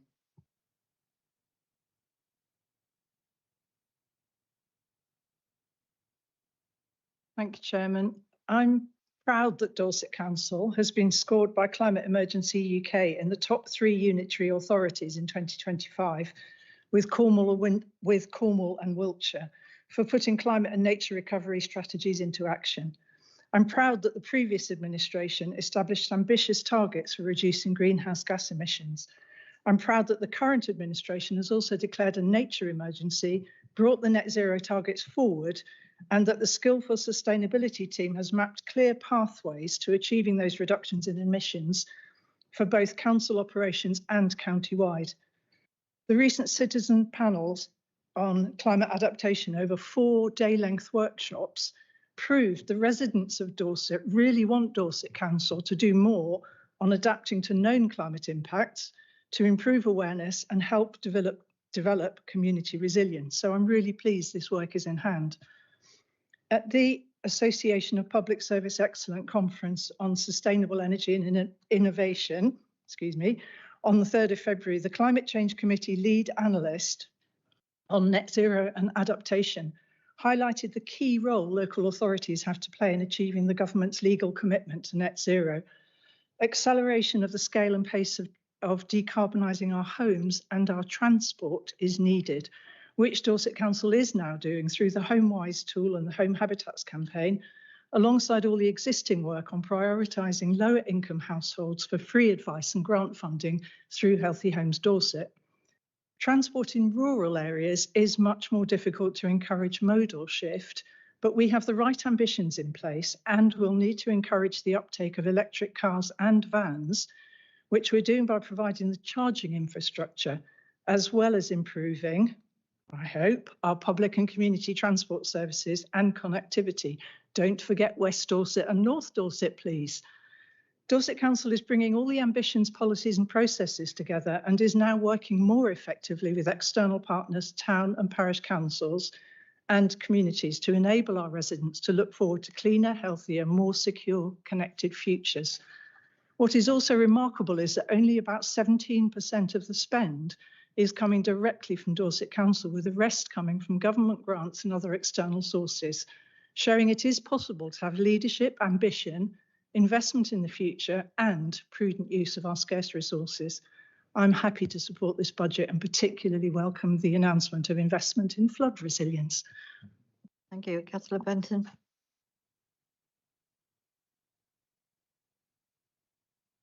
Thank you, Chair. Councillor Brenton, Litchfield and Upton. I haven't prepared anything, because I very rarely do, but I would like to commend this budget and think in terms of what does transformation mean? We tend to think of transforming the council as one great big wonderful thing, but actually most of the time you do it bit at a time. You transform one section, another section, and I would particularly like to commend the adult social care or the adult care department and the cabinet member, because bit by bit we are joining up different services which deal with adults' problems, and we know that Dorset has an ageing population and it takes the biggest budget. We can't cut that budget without cutting people out, but we can work better, and we are. The Reablement Centre in Bridport is going to be great. Talking to all the various daycare centres, getting them more organised, talking to each other. It doesn't seem exciting, but this can transform Dorset's attitude to old people. And we're all old people. Well, I'm old. And also it does eventually trickle down through the budget and we save money. Now, it's not a big thing, it's not an exciting thing, but it's very, very important. And if Dorset is making life better for their older people, that is good. Therefore, this budget, which allows these things to happen, is sensible and we should vote for it. Thank you. Does anyone else want to speak on the budget before the second comes up? Councillor. Thank you. Councillor Matt Bell, Radipole Ward. It's been interesting listening to the debate, and thank you for the opportunity to speak on it. I feel that this budget delivers real improvements for residents across Dorset, from coastal protection and a new Blandford Recycling Centre to hospital discharge support in Bridport, safety works at Diners Hollow, new cycle routes, progress at Dorset's Innovation Park, and regeneration across Weymouth and South Dorset. Furthermore, this is a responsible, forward-looking budget that protects services today whilst preparing Dorset for the future, with a clear focus on economic, social and environmental sustainability. Thank you to the Cabinet member and all the members who have been involved in this process. This is forward-looking and just presents strides forward for this county, the people living here, protects what's precious to us and prepares us for the future. I'll be supporting it. Councillor Northam.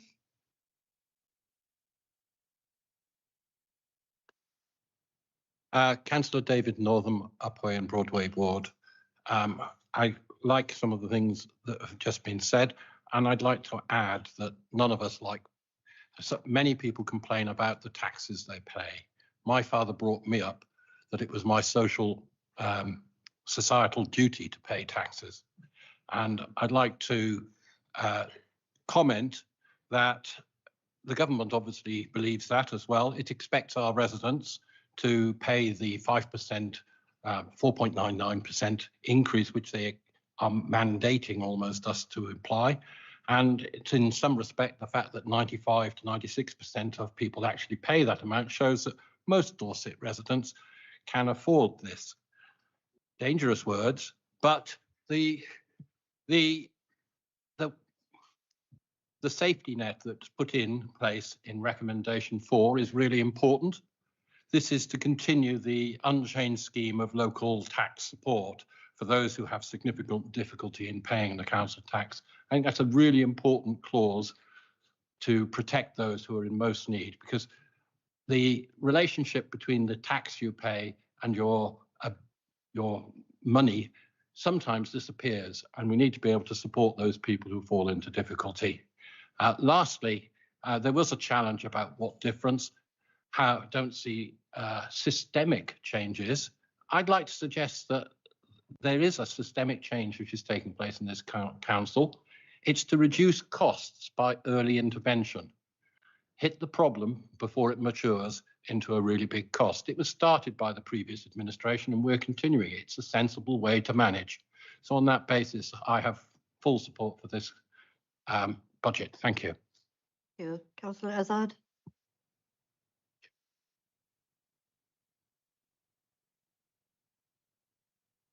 Oh, sorry, Chris. Is it me? Yeah, thank you. Thank you, Chair. Councillor Berylazad Wareham, I support this a budget full on. I think that the Cabinet's done a fantastic job this year, and actually to bring forward such a resilient and balanced budget is the best I've ever seen in all the time I've been on the council, and that's many years, I would like to count. But the thing is, actually, every year, the 151 officer always says that the budget is being high risk because of the risks that we don't know about, because we are governed by the actual overarching national government. So we are held to ransom by the government, and we work within that as much as we can with our budget. But I would like to recommend this to everyone and say that all the efforts that people have put in, and especially the staff, and especially the finance staff, in getting to where we are today and bringing forth this for a much more resilient future for this council. Thank you. Thank you. Councillor Leary.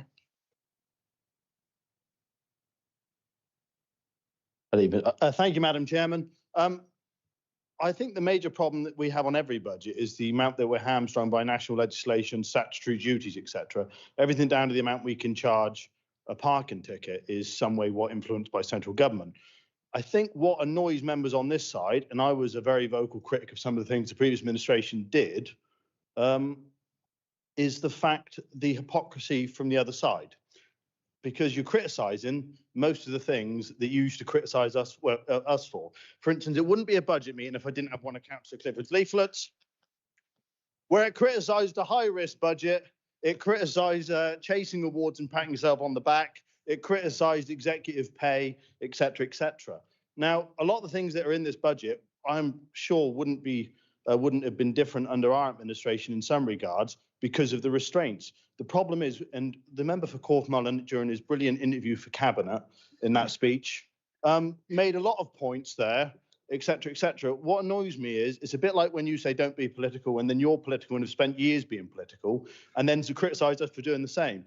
A lot of things you're doing, I know you don't want to do, and that is absolutely fine. Just the same way as when we were in charge, you know, no one gave some members on this side more grief than I did. I assure you that. They're nodding their heads. We all have a duty to hold them to the executive account, and that is in the constitution of this council. But what annoys me is you're doing a lot of the things that you used to criticise doing. And I think next time, in the next set of elections, perhaps think about what you say and think about what you criticise, and perhaps I won't get so much fodder in that next term. And I promise you, I probably will make this the last one because they're getting a bit old now, and you'll be leader by that point anyway. Thank you. Anyone else want to speak? Councillor Christopher.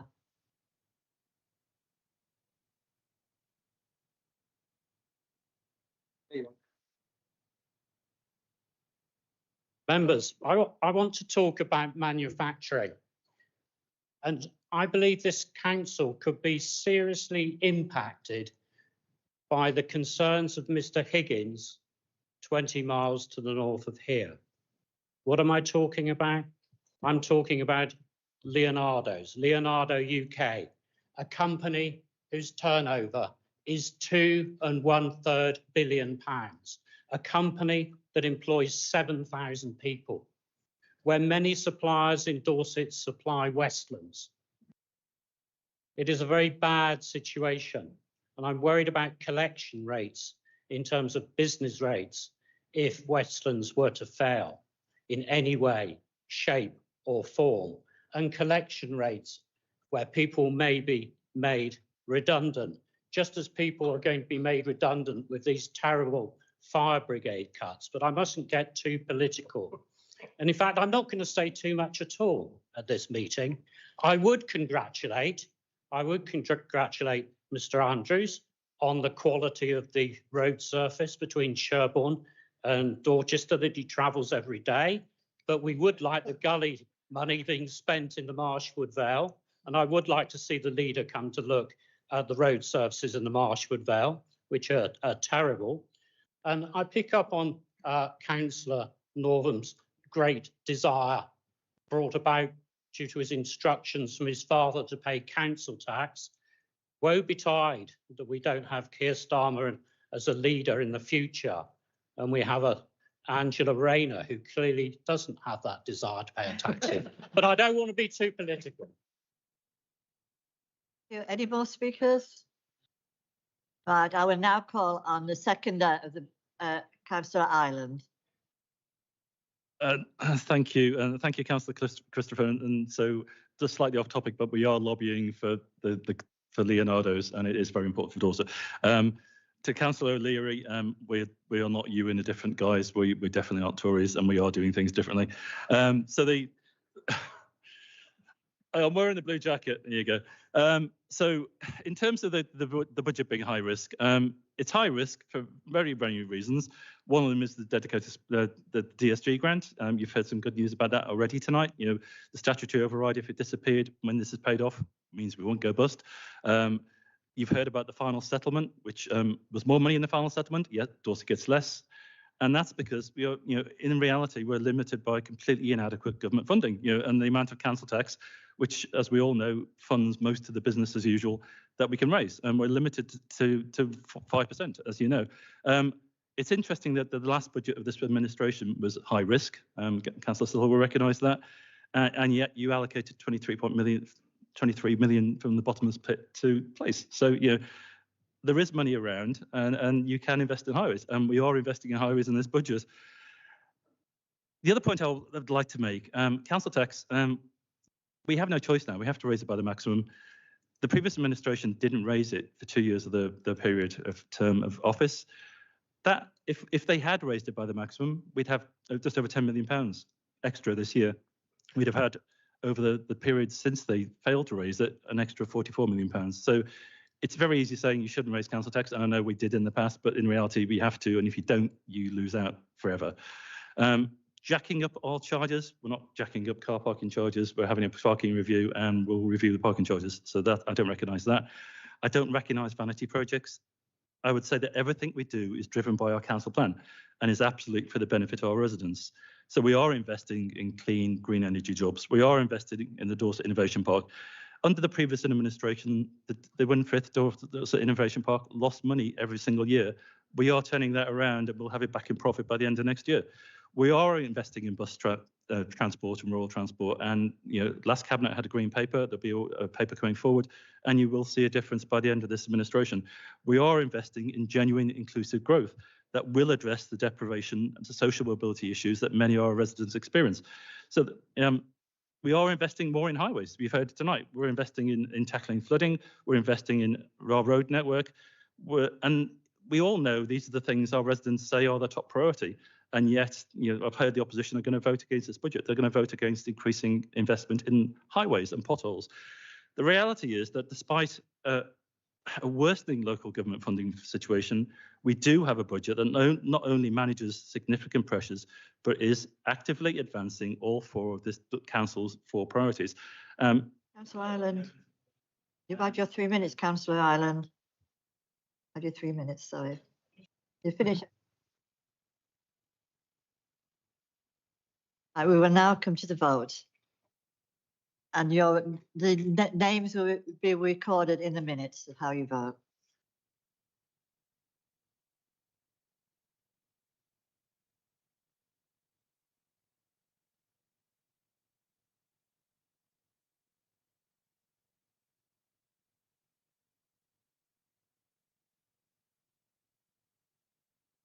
Yeah. The vote is now open.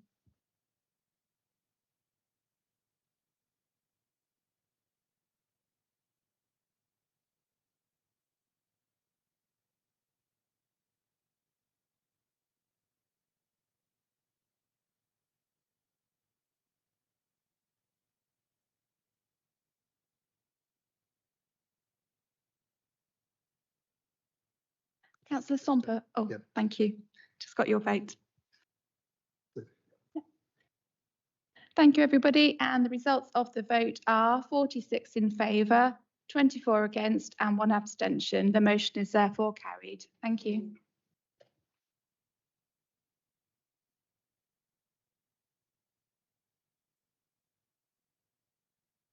For that, we can now move on to item 9, the electoral review, which Councillor Ireland will introduce.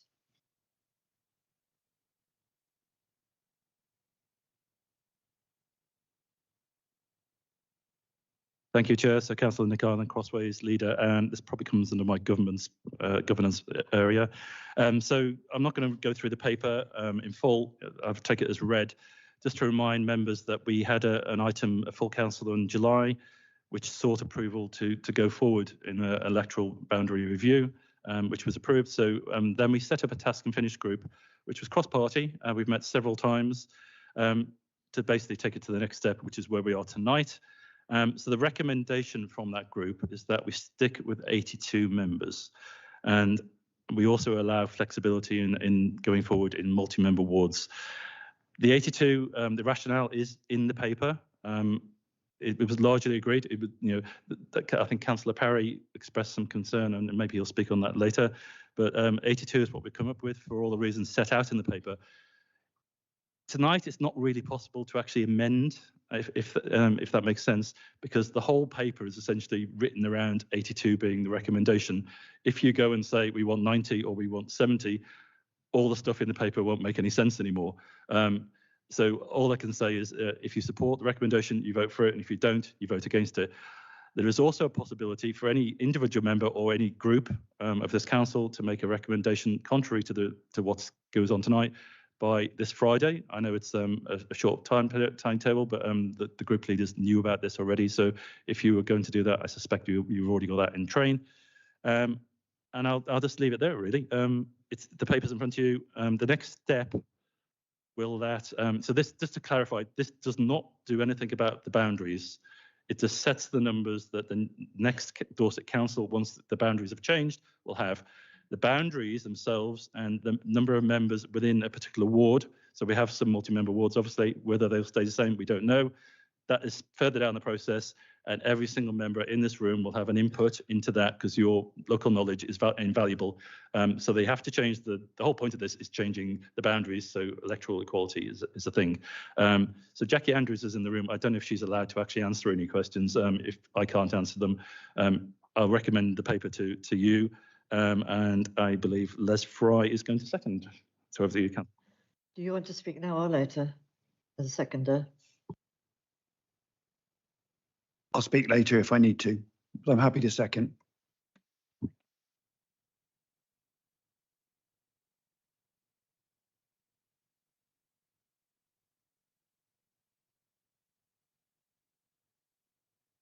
I apologise for the late notice of this, but it struck me today, having spent many, many hours of weeks working with the local railway company, that it says on page 239, we have 2 railways in Dorset. It really sticks out the north and south divide. It says 2 from Weymouth and nothing at all about the Waterloo to Exeter line, which is exceptionally busy, serves dozens of our towns and hundreds of our villages, and it's not in there. We've got 3 railway lines, not 2. And whenever I go to our transport people, they say, oh, Joe, we need to invest in the south. I said, no, we need the investment in the north. It's missing, and for me, it's critical. But thank you. Councillor Sparrow. Thank you very much, Madam Chairman. I'll try and stay away from railways. I don't really think that's part of the ward boundary review, but there you go. When we, in the previous administration, and we did a ward boundary review in 2018, it was based on twice 41.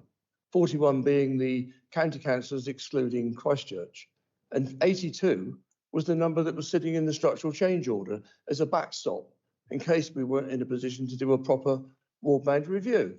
Well, I took the view that it would be a denigration of democracy for us to ignore the opportunity, if it was there, to do a proper ward boundary review.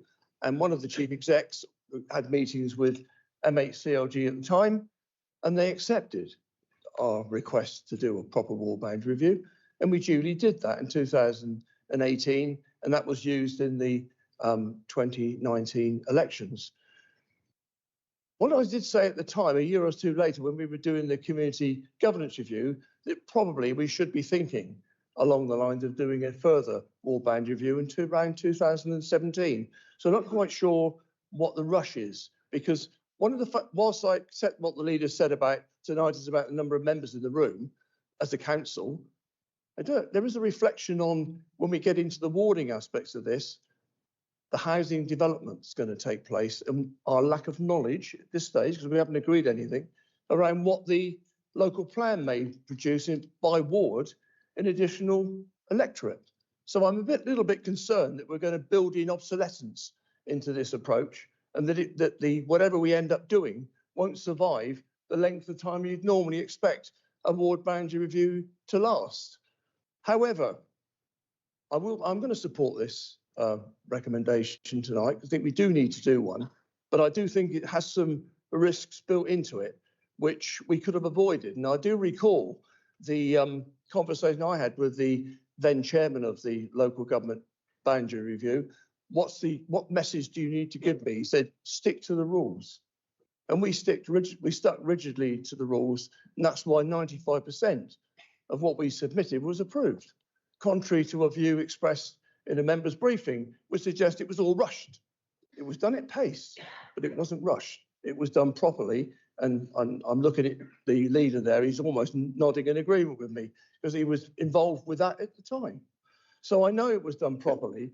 And so, as I said just now, I will support the idea of 82. Had I been in the chamber in July, I may have said some of the things I'm saying now then, but I was unable to be there at the time because I was unwell. But I certainly support the principle of doing a ward boundary review. I just think you're probably a year earlier than you need to be. Thank you. Anyone else like to speak before the seconder? Councillor Parry. Thank you, Chair. As the leader indicated, I may just want to speak on this briefly. My colleague, Councillor Flower, articulated very well. If you allowed for the original Dorset County Council or predecessor authority at some 41 members, once you minus the Christchurch contingent, and then you doubled that, you arrived at 82. Although, of course, a lot of those 41 councillors were, of course, dual hatters, so they were district councillors as well. So there was always a sense of arbitrary figure in achieving the 82. It seemed like a logical place for us to land. But there is a school of thought that says if you look across proportionalities in different areas, maybe this council chamber should be a size of, say, 70. If you were to achieve that, you could expect over the course of a council term to probably save getting on towards £1 million in councillors' allowances and other associated costs. But we are an expanding county. We know that the local plan is coming forward. Tens of thousands of houses are going to be built here. Tens of thousands of people are going to need democratic representation. I would push back on any suggestion that the council chamber needs to be larger than 82 members. I can live with it being 82 members. I think we understand that. But one thing I do say is in the final submission, please, can we sort out those Weymouth boundaries that have been a nagging grumble ever since 2019? Between us all, however we want to do it, because the rest of the county seems to, on balance, work quite well. Thank you. Anyone else like to speak? Right, Councillor Fry.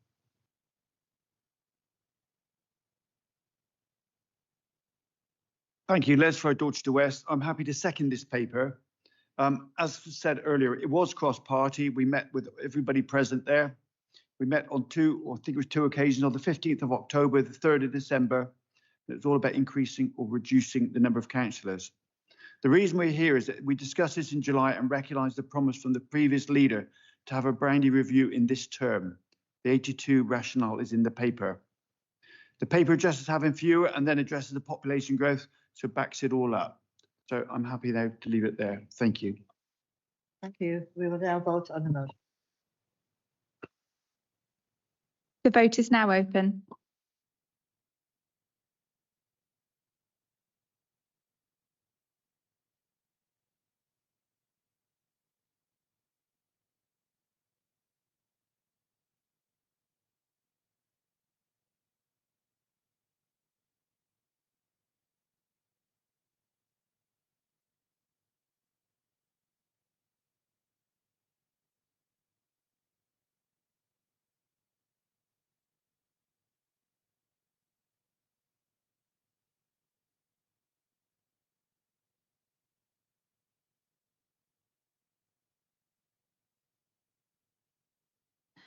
Councillor Gorringe, could you press your voting button again, please? Thank you.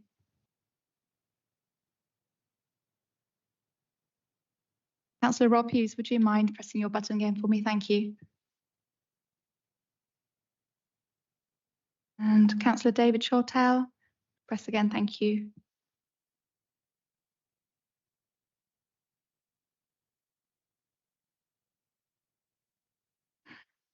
Thank you very much, everyone. And the result of the vote are 71 in favour. The motion is therefore carried. Thank you. Thank you very much. Now we'll move on to item 10, Shipton Gorge and Loaders, introduced by Councillor Ireland. Thank you, Chair. I'll say even less about this paper. The reason we are here is that we had a community governance review in the last administration. There was a bit of, let's say, a snafu, and the history is in the paper, so I won't explain it, but we have to be here to basically approve the changes in the boundaries, which essentially revert back to what it was before. So one of the local ward members, Councillor Holland, is going to second. Councillor Holland, do you want to speak now or later? Please. Councillor Sally Holland, Chesil Bank Ward, which covers Shipton Gorge. I'd like to second this recommendation and to thank the officers for the work they've done in seeing this change through to make it work for all parties involved. So, yeah, absolutely go for it. Thank you. Anyone like to speak on this item? No, I will go straight to the vote then. Thank you. The vote is now open.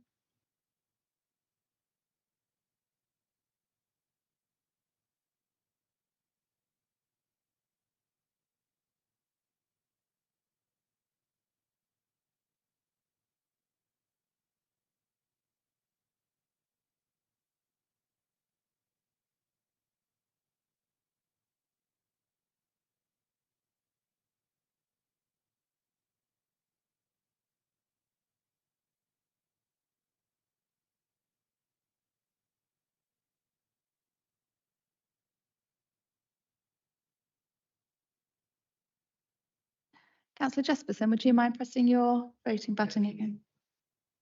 Oh, thank you.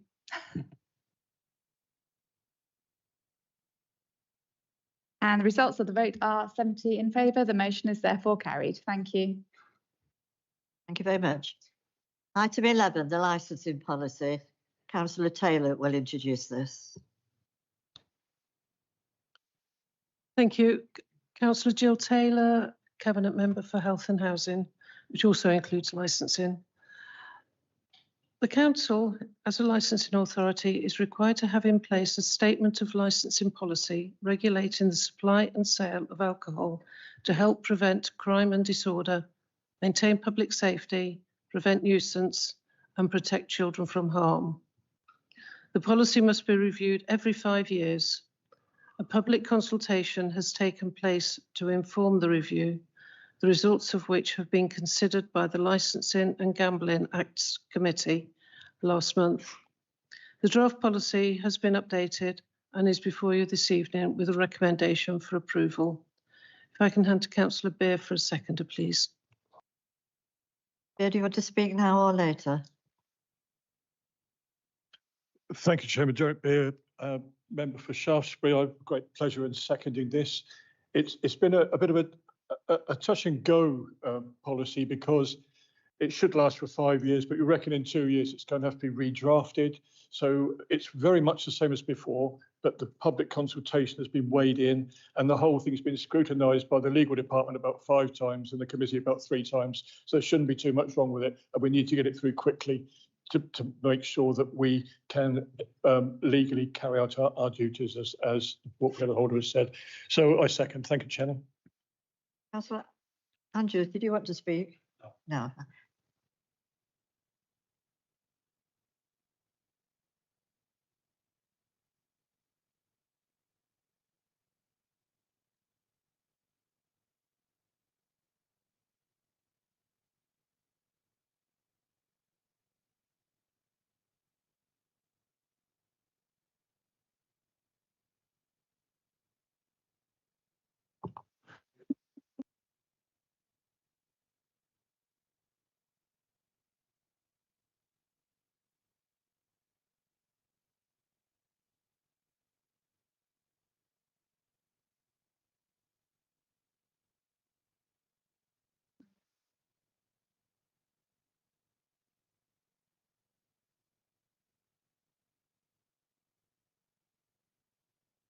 I'll ask Belinda.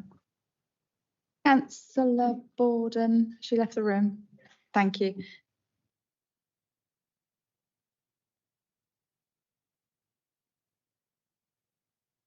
Councillor Parks, would you mind pressing your button again? Thank you. Councillor Pete Roper as well. Thank you.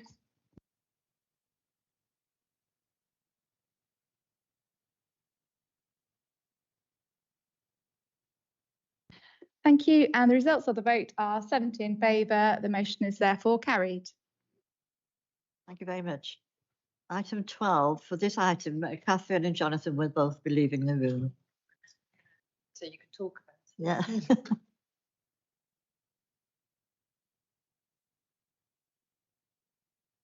This is the pay policy statement.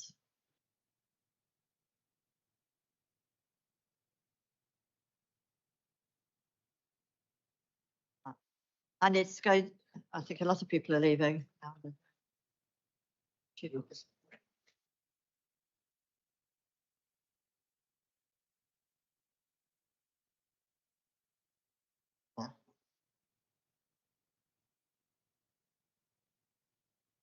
Right, I think we've got rid of all the officers who need to leave.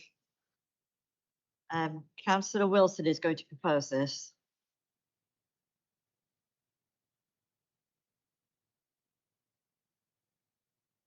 Thank you, Chair. Ben Wilson, portfolio holder for corporate development and transformation. The Localism Act 2011 requires that local authorities produce an annual pay policy statement, setting out their policies on the remuneration of their chief officers and the relationship between the remuneration of their chief officers and non-chief officers. Just a statement of fact. It's worth noting the total employee headcount of Dorset Council as at the 31st of December 2025 is now 4,767. That is down from 4,874 from the prior year. In terms of the ratios that are set out within the pay policy statement, there are two ratios that Dorset Council calculates. One is total earnings for chief officers against median average earnings across the non-chief officer group. That is consistently reducing over year on year. We've seen a reduction of that ratio, so that gap is closing. The second ratio is on basic salary. It excludes allowances and enhancements. Again, to the median average FTE salary, and that has actually stayed static from the prior year. So we've seen no reduction there, but it has stayed exactly the same as the prior year. That ratio is calculated, the total number is 5.86 to 1 is that ratio number. Now, when we compare this to other neighbouring councils, from the work that's been done, and obviously we've not surveyed everyone, we're roughly in the middle. It's in the pay policy statement. Torbay comes out at 4.25, so quite considerably less. BCP is 7 to 1 against that 5.861. So we're coming out roughly in the middle. I would like to recommend the content of the pay policy statement and the approval of the statement. Councillor Ireland, do you want to second now? Do you want to speak now or later? I'm happy to second. I'll reserve my right to speak later. I'd like to speak on this. Okay, Councillor Ireland, you're speaking now. Okay, that was very quick. I'll just recommend the paper as approved. I think as this council progresses under the leadership of Catherine Howe, that you'll see that ratio change again for the benefit, not the wrong way. She is implementing some radical changes, which will be public soon. So just watch the space. But I think we'll see a positive move. So I recommend the paper to cabinet, the council, I should say. I will now put this to the vote. The vote is now open.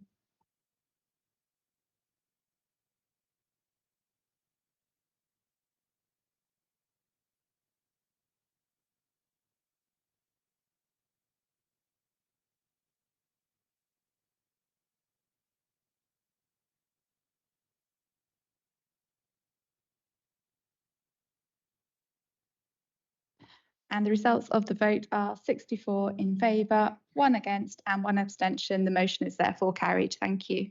Thank you. Would someone like to tell the officers they can return to the council chamber?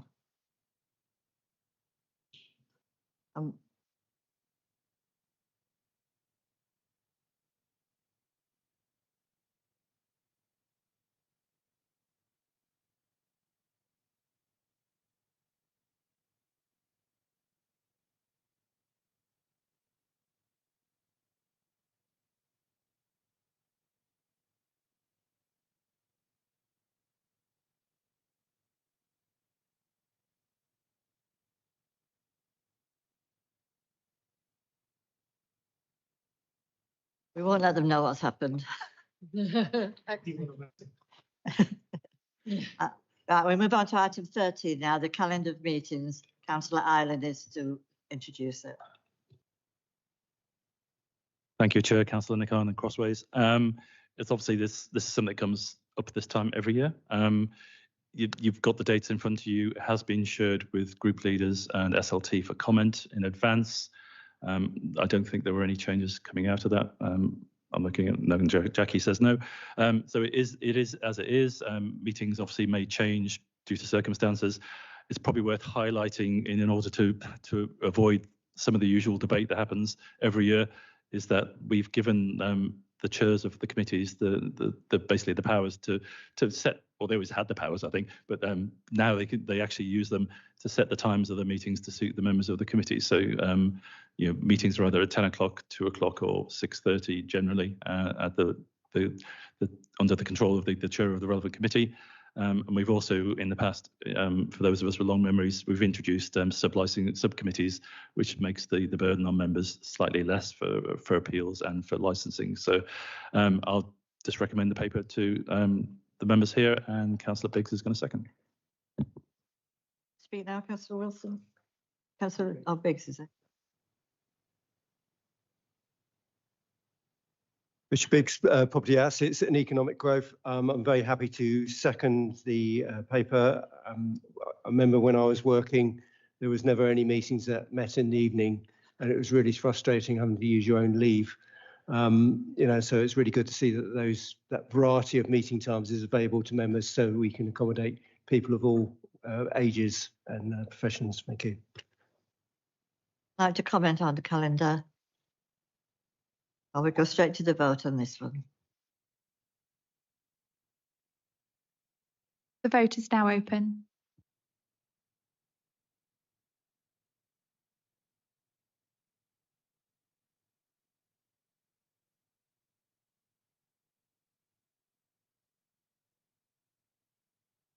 And the results of the vote are 70 in favour. The motion is therefore carried. Thank you. Thank you. We now go to item 14, the motion of notice, which Councillor O'Leary will propose.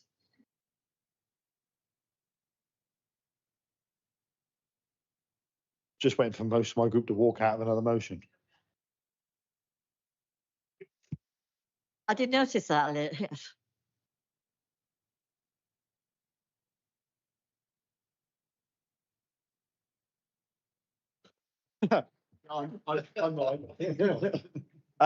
Obviously, Madam Chairman, the motion is as submitted. I'm aware there is an amendment which we'll obviously come on to.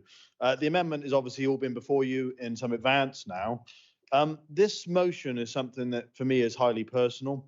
I'm not going to give you my biography of a sob story, being born in social housing and all things like that, but I live in a community that is founded on social housing. I believe in council housing, in social housing. It's what builds really good, strong, reliable communities when you have strong, reliable housing.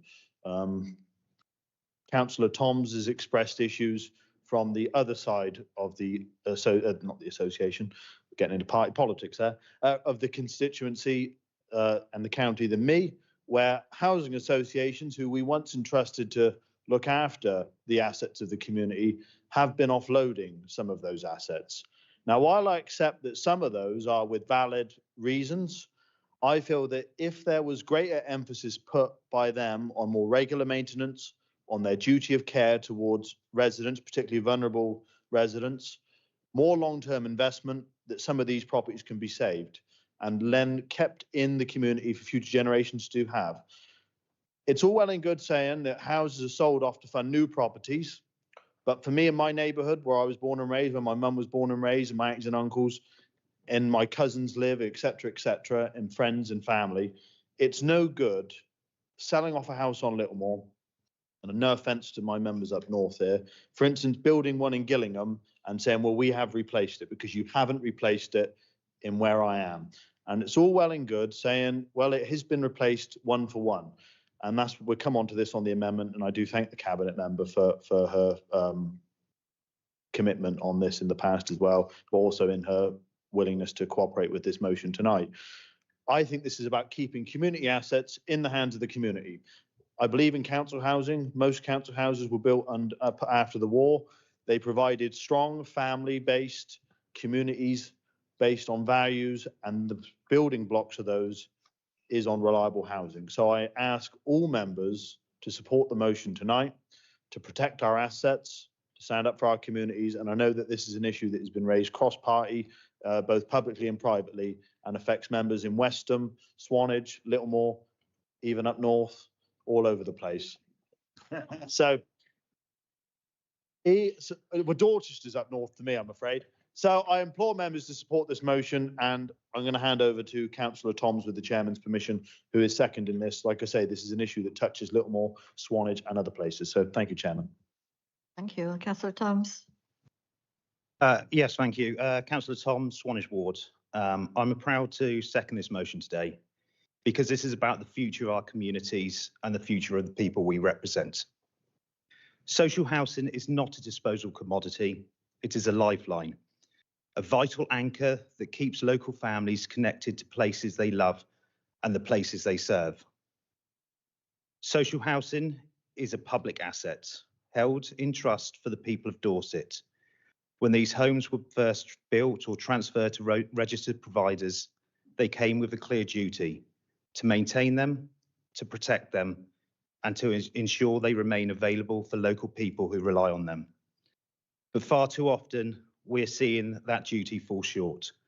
Properties gradually deteriorate through a lack of long-term maintenance. Homes that could and should continue supporting families for generations are instead allowed to decline to a point where disposal becomes the only option. We cannot keep losing homes this way. We cannot allow neglect to become a route to disposal, and we cannot stand by while our communities are hollowed out. That is why this motion is simple and fair. It calls on registered providers to step up, take responsibility, and invest in the homes they hold on behalf of Dorset's people. Long-term planning, early intervention, proper maintenance, not crisis management, not abandonment. This is about protecting the character, the diversity, and the future of Dorset's communities, places where social housing does not just meet needs, but keeps our communities alive. Thank you. Thank you. Now we have noticed that we have an amendment, so I'm going to ask Councillor Taylor to propose the amendment.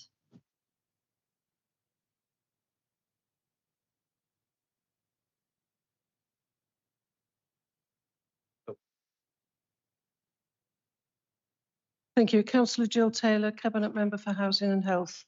I believe you should all have the amendment in front of you. I don't know whether we've got it to go up on the screen, whether that's possible, just so that we know what we're all talking about.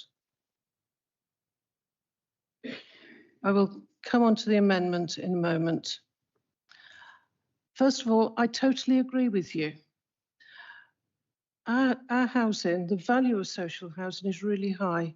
It's so important for our local people, so important for our residents.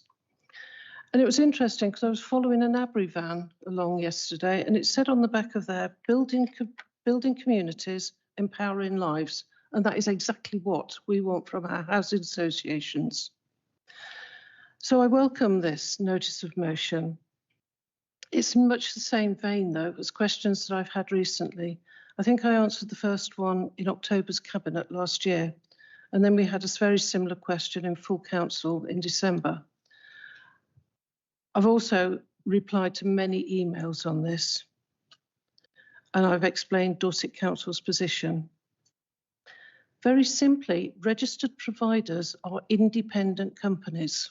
We have very limited powers over them.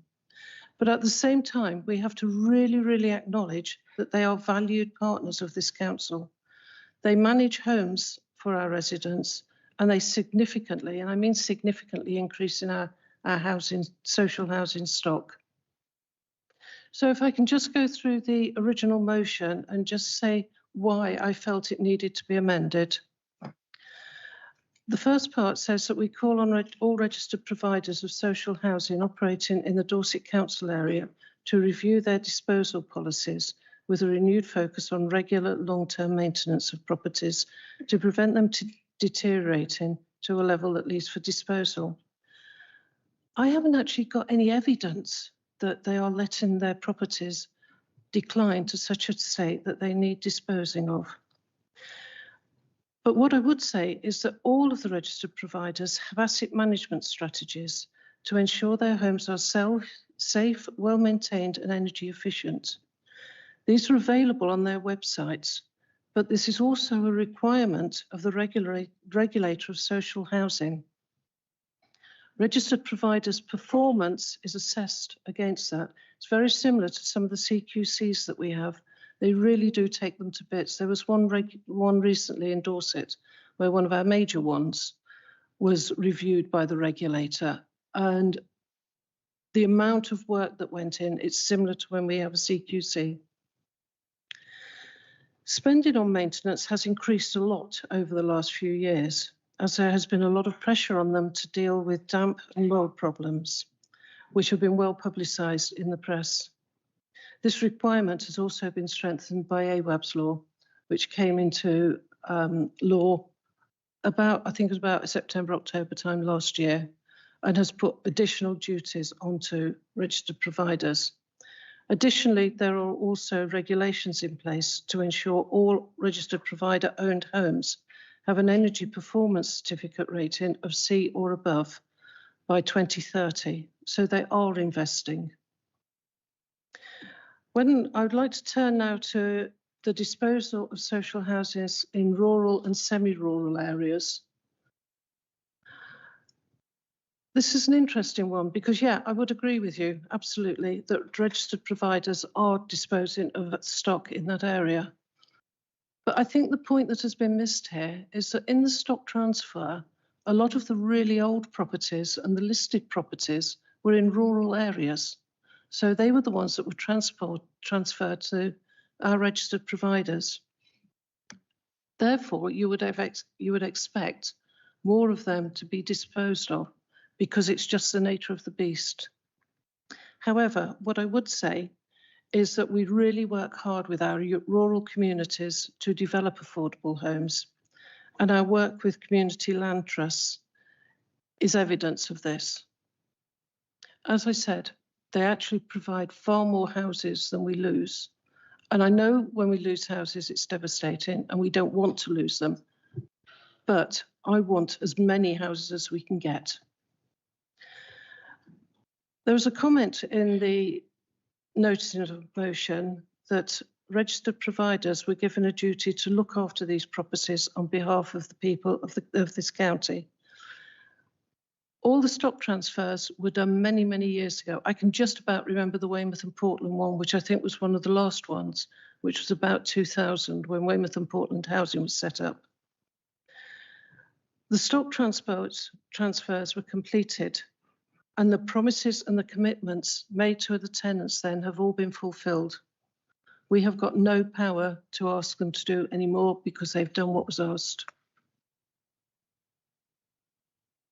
So if I come to what I'm proposing, which is on the screen in front of you, I'm proposing an amendment to this motion that takes into account the sentiments expressed within the original motion, because I think it does, because I think we're all on the same page. We all want what is best for our residents and what we feel is best within social housing. It encompasses what we're already doing, because what I don't want to do is to start reinventing the wheel when we're already doing something. But more importantly, it gives us a framework to go forward with our discussions with registered providers on this matter. And that is why there's the part in there about encouraging registered providers to give first refusal on disposals to local people. We don't want to hollow out communities, as you said. If local people can take these on, local residents, that would be my ideal for this. I think this is something that is all encompassing, and I hope this is a position that we can all agree with. So I'm going to propose the amendment that is on the screen, which replaces the original notice of motion. And I think Councillor, Ben is going to second this for me. Thank you. Councillor Wilton, do you want to speak now or later after others? Happy to speak now. Thank you, Chair. Ben Wilson, South East Purbeck Ward. I have the great privilege to represent the village of Closed Castle. In the past 12 months, this Purbeck community have seen tenanted properties sold off by the National Trust, large-scale private landlords, and indeed by registered housing providers. And I would just quickly like to say thank you to the Dorset Council housing team, who, when called upon, responded rapidly and dealt with many elderly residents who were incredibly concerned about these situations.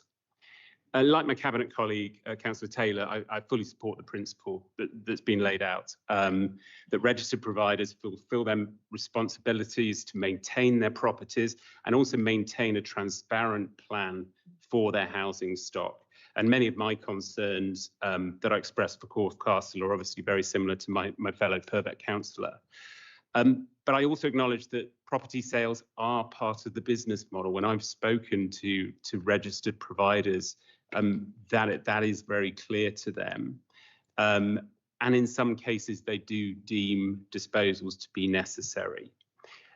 We need to recognise that we cannot legally prevent these sales, and therefore we need to work with our housing providers to ensure that if a house sale does need to occur, that those houses are locally replaced. And ideally, we see an increase in the amount of affordable housing. And again, I'd like to echo the comments by Councillor Taylor around the importance in rural communities of community land trusts. And I do know of a number of registered providers working with community land trusts in my ward to see that increase. So it does work. Whilst we want to maintain the level of housing stock, if a disposal is necessary on an individual level, then my focus in my ward is to ensure that those properties are not entirely lost to the local communities and that local people are given fair opportunity to purchase them. I therefore support this amendment to ensure that long-standing Purbeck communities are not hollowed out by second homes and Airbnbs, and that registered providers acknowledge their responsibilities to maintain a continuous level of housing stock. Thank you. We will now debate the amendment. Anyone like to speak on the amendment?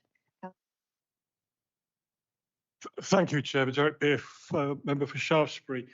I fully support the amendment, but also I think this is a very good opportunity, if I may, Chair, to raise something along these lines, which has been so heartbreaking, that people have been offered properties with the housing associations must be aware that they're not fit for purpose, and then taking them away at the last minute. Now this, when people have got their hopes built up, yes, we've got a home, it's coming next week, and then taken away at the last minute. They need to get that sorted. They shouldn't be offering them when they're not quite right. And if I may, there's one more. Down here in the south, if someone's homeless or sleeping on the street, there are generally facilities for them. In the far north, there are people who unfortunately drop in at weekends who are sleeping rough, young people.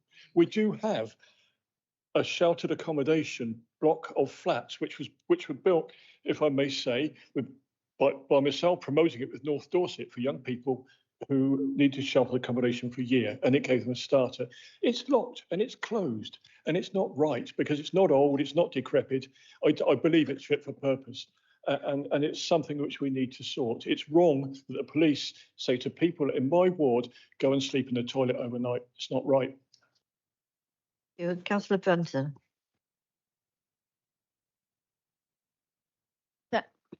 Thank you, Chair. Councillor Brenton, Litchfield Upton. When I first saw the first motion, I thought, yes. And then I thought, but we can't make them. You can't shout at a company and tell them, you shouldn't be doing that, because they are a business. You can shout, but will it work? It is better, perhaps, to work with them. And what I would like to see in this, though that's up to you, is more openness. Because what happens is, in my ward, is that houses become empty because an old person dies. Before you know where you are, that house is sold. Now, hang on a minute. There are plenty of people wanting that house. When we've queried it, occasionally the housing association have said, oh, well, it wasn't fit for purpose. And you think, hang on, they had central heating put in a couple of years ago. It's actually not bad. And we have this problem that you can rent a house if it's in good condition. You can buy a house if it's a rubbish house. If it's got damp, if it's falling apart, if the roof needs, you can buy that and move into it and gradually over a period of time do it up and live in it. If you are a landlord, you cannot start a new tenancy on a house that is not fit for purpose. And in a way, it's one of those unforeseen circumstances of the Rent Acts, is that houses have to be of a good quality in order to rent out. Now, that we can say, and I do, that of course, if the housing associations had maintained these houses over 20 years, they wouldn't be in such bad condition. But sadly, we are where we are. And there are some that are rather damp and need cladding, haven't got much insulation. The heating system is old coal or oil. Do we really want to start renting those out? If they're sold to a family, they will gradually over time bring it up to spec. So we have a contradiction. We've got rented houses that are not fit to rent, but you can buy anything. So we have to work on what can we do. And what we can do is work very hard with registered providers to encourage them to use openness to explain that this house they are thinking of putting on the market because it might cost 100,000 to get it up to spec. Therefore, I would go with the amendment. We ask for them to offer these houses as first refusal to local residents, ideally relatives of the people who've lived in there for years. And that would be better than selling them off. Councillor Fenton, thank you. Councillor Kimber.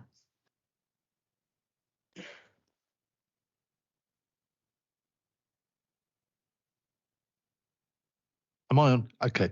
Thank you, Chair. Paul Kimber, Portland. I welcome the amendment, but I only wish that this council, and I've raised it several times, is to consider housing co-ops. Now, some years ago, I with a group of other people, we set up a housing co-op, and very quickly overnight, we got 14 units. It was working with local communities, and everybody had a part to play in our housing co-ops, and we provided emergency houses for quite a lot of, well, for 14 people over that time. And I wish this amendment had sought to think about housing co-ops, because I believe that they can be quite very, very useful in Dorset, because you can, at the time we was looking at short-term housing. So I should probably be supporting the amendment, but I do say, please, I wish I'd had notice of it and we could have looked at examined housing co-ops. Thank you. Councillor Weller. Thank you very much, Madam Chairman. This is a bit of a problem for me. You know, I don't agree with Councillor Kimber. That's not always unusual. And I thank my colleague, Councillor O'Leary, very much. He actually texted me whilst I was away on holiday to make sure that I knew about this. So I was aware of the notice of motion a long time ago. I'm the product of a council home, and I say a council home because when houses belonged to the council, and I can remember this very, very distinctly, when my mother collected the key for our council home, we received a home. It's my belief that people living in housing provision, what are they called? Housing association provision, are provided with a house. And a house is very different from a home. And I think selling off of council houses was iniquitous. No one will ever convince me otherwise. And I don't believe that the housing associations have done as much as they should to bring our council homes up to the standard that the 21st century requires. And I don't believe they ever will, because they are businesses. And Councillor Taylor says, in some circumstances, and I understand the sentiment that you've got. However, that can be manipulated, and I believe they will manipulate it, because they have manipulated allowing houses to deteriorate to a point where it's economically unviable for them to bring them up to standard, and they'll continue to do that no matter what we do. I also think that the idea of going to local people with local connections is terrific, but that will be manipulated. So even though it will be difficult to create what we desire from this notice of motion, I don't want it diluted. I want us to stand our ground. I haven't spoken to Councillor O'Leary. He may be happy with this amendment. I'm not. I want us to be much, much tougher. The government have just identified that social housing across the country is substandard. It's substandard because those investments have not been made in it. And this is like an analogy with water companies. Our water these days is inadequate because those businesses have taken the money out and not invested. And that's exactly what housing associations are doing these days, in my view. And it makes my blood boil. I'm sorry. Thank you. Councillor O'Leary, you'll have a right to reply when everyone else has spoken if you want, or you want to do it now? First, please, Madam Chairman. Madam Chairman, on point of order 17.5 G on amendments to a motion, upon hearing the debate and actually reading this, the purpose of the debate, the purpose of the motion is to get social housing providers to review their policy. That is the key purpose of the debate. The amendment, I believe, actually takes that out and just says we're going to continue to basically monitor the position. So can I have clarification from the monitoring officer that this doesn't negate the motion, bearing in mind that actually reading it and listening to the debate, it just seems that if we put forward this amendment, all we're going to be doing is basically carrying on the same with a few more things, asking them to maybe consider local people first. Jonathan, can you help? Thank you, members. So I was given notice of this amendment in advance of the meeting, so it gave me an opportunity to check council procedure rules, and I'm happy that this is a procedurally valid amendment in accordance with council procedure rules. Thank you. Thank you. Anyone else want to speak on this amendment? Councillor Jefferson. Councillor Leary, you can speak at the end if you like. Yes, Sherry Jesperson, Councillor Sherry Jesperson, Hillforts and Upper Tarrants Ward. I'm trying to like this amendment because I like the things that you've added into it. Very helpful. It's a helpful addition to the point that the amendment that I put my signature to. What I'm really stumbling with is the second sentence, which says, however, we will continue to rigorously scrutinise. We will continue to. The point of this amendment was that we were asking for more than we are currently doing, because the suggestion is that what's happening at the moment is not enough, because there is concern that properties are being sold when they shouldn't be. So all we're doing here is continuing to do what we're doing already, and I'm uncomfortable with that, because I don't actually think that's what we originally asked for, and I don't think that's quite enough, just to carry on doing what we're doing. Thank you. And Councillor Sutton. Thank you. The point of both the motion and the proposed amendment is clearly to send a message to registered providers that this council perhaps is not happy with the way in which we see them acting, selling off properties, etc. I would see either as a sort of bargaining point or a discussion document with registered providers. What I don't like in the amendment is the final paragraph where it says, furthermore, this council requires. We cannot dictate to them. They have no legal responsibility to do anything. I would suggest if you're going to go for the amendment and you're going to use it perhaps to end up with a memorandum of understanding with the registered providers, we replace requires with requests. Thank you. Councillor Took.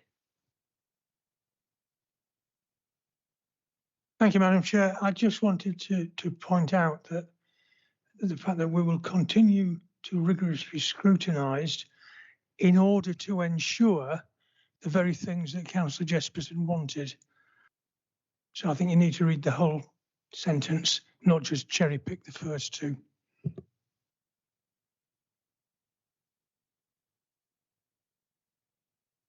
Anyone else like to speak before Councillor O'Leary? Councillor O'Leary, you have the right to. Yes, thank you. Just to clarify some points, I must say I did only receive notice of this amendment at 10 o'clock this morning while I was at work, so I'm not fully up to scratch with it as I am. The motion as a whole. In regard to the Councillor for Litchfield, Matravers and Upton's point earlier about we can't make people do stuff. We regularly send motions and lobby central government. We can't make them do stuff, but we do lobby.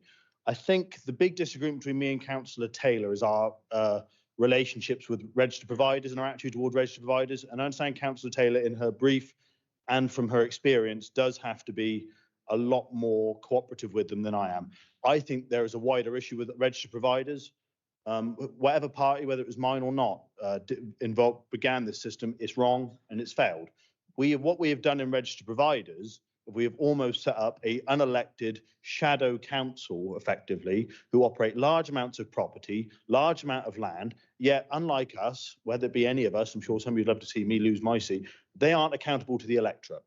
That is the big thing with registered providers. That is the big bugbear for me, is the lack of accountability from a democratic level. You can say you can have all of these regulatory bodies that look after them. We have that with water, as said earlier. We have that with other systems of services in this country. Regulatory fails in many aspects in this country. What never fails, and I hate to say it, and I don't agree with this government, is democracy, because democracy at the end of the day is the will of the people, and these registered providers are not accountable, and that's the big thing.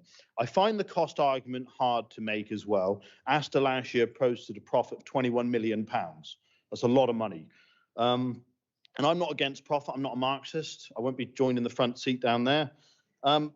This for me is about looking after, like I say, public assets. I feel that this amendment waters down the meaning of the motion, which is taking a clear stand against RPs, that this is a really damaging policy socially. I think what the amendment does, and I disagree with the Monitoring Officer respectfully, I'm afraid, but I accept his ruling, is this really does change it from calling for them to review this policy to basically saying, we're going to carry on scrutinising the current policy. I don't want that. I want them to review this policy. And Councillor Brenton was dead correct with regards to older residents in particular who aren't being properly looked after by social housing providers in keeping their property up to date.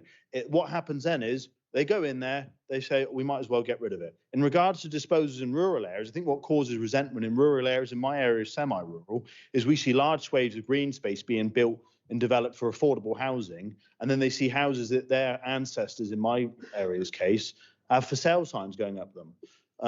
There's a bungalow in my ward that has recently been sold because of a fire. Asda didn't claim on the insurance, it didn't meet their threshold. I think that's unacceptable, I'm afraid. That is one less bungalow that I will not see replaced for an elderly resident who wants to live near their family and in their community. I'm afraid, I really implore you, and I know that I do this at every meeting to the backbenches of the Liberal Democrat group and to the Greens and to the Independents. I really urge you to take a stand on this amendment and not vote it through, because it is a massive watering down. And really, we all have a duty to hold the executive to account. And I'm afraid, I just think that this is an amendment that really waters down the true meaning of the motion, which is to take a stand to RPs and stop the tail wagging the dog. We are the elected body, we're the elected members. So I please really do urge you to, on this case, vote with your conscience. Thank you, Councillor Leary. Now we're going to vote on the amendment. The amendment that's on there.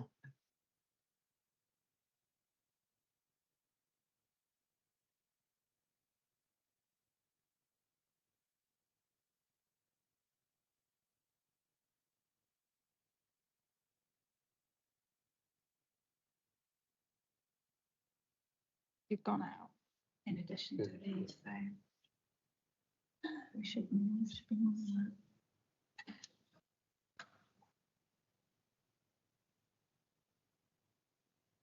that. Belinda Borden.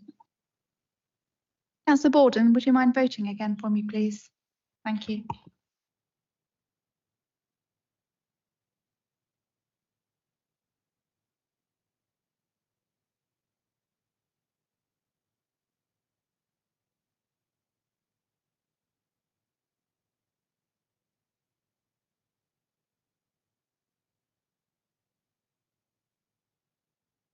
Councillor Hughes, would you mind pressing your button again? Thank you.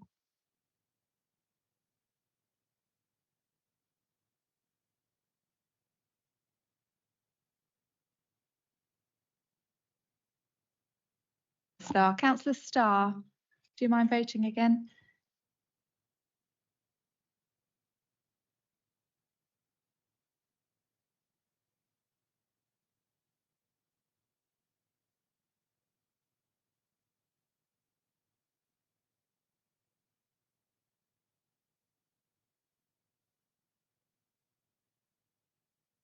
And the results of the vote are 32 in favour, 29 against and 5 abstentions. The amendment is therefore carried. The amendment is carried. Are there any further amendments anyone would like to make? Councillor Leary? Madam Chairman, can I make an amendment recommending that RPs do still review their policy, please? I think that is the real key, and I would like to take this up with the monitoring officer after. That was the key part of the amendment, the motion really, is I still would like to ask an amendment that asks registered providers to please review their policy on disposals. That's seconded by Councillor Weller. So we now vote on this second amendment. Councillor Taylor would like to talk on it. Thank you. What you're basically asking to happen is that you're asking us to tell an independent company to review some of their policies. We don't have the power to ask them. I can ask them, and we are asking them, but they can basically, if you'll excuse the saying, they can stick 2 fingers up to us. They don't have to ask us. So, I mean, I'm quite happily ask them during the liaison meetings, but I cannot tell them to do that. I haven't got the authority. Can you, we're almost at 9:30. We need to get this motion hopefully finished by then. So can I ask the motion, Councillor Leary, what exactly are your words? Chairman, I would like to add those words to the amended, well, rewritten motion that we call the substantive, that we call on all registered providers of social housing in the Dorset Council area to review their disposal policy, please. I think that then actually gets us to some form of a compromise. So you are adding those words to the amendment which has just been carried. Right, now we'll take that amendment. All those in favour of that one? We must have a debate because Councillor Andrews would like to say something. I know. Thank you. Just for the avoidance of doubt, I've got no problem with calling on RPs to do something, whether they will or not, or whether if indeed they do say a pair of fingers to you, that's entirely up to them. But I have no objection to calling on them to review it. I don't see that as a problem. You, Councillor Kimber, but we to the half past. Kimber, you've got a minute in which to say. Councillor Paul Kimber, Portland. One simple fact, and if you don't ask, you don't get. And we'll go home tonight wondering whether we could have won through on this. So I urge you to accept this. If you don't, it's a simple old question. If you don't ask, you won't get. So thank you.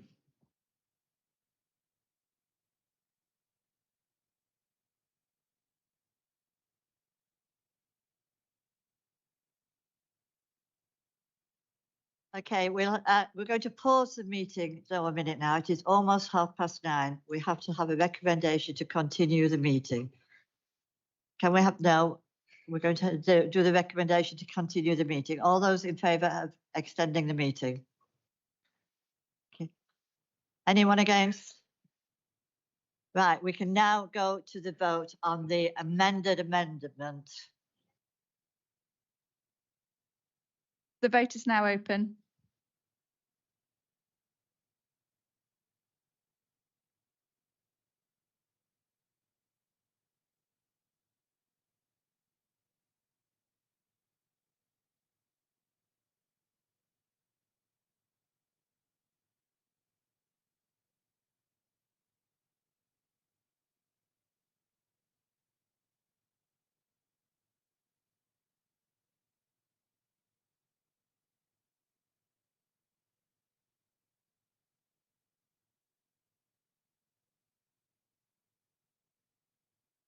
Councillor Ezard, would you mind voting again for me, please?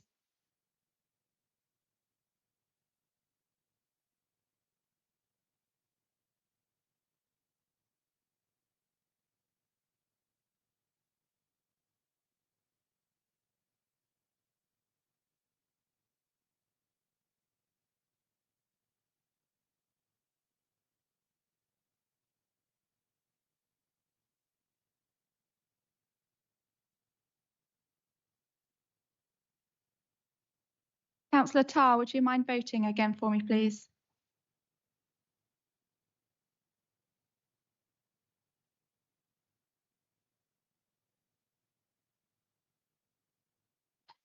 And the results of the vote are 60 in favour of the amendment, 1 against, 3 abstentions. Now, we now have to have this. This amendment is now a substantive motion. We now have to vote on this as a substantive motion. So all those in favour, those vote again, please.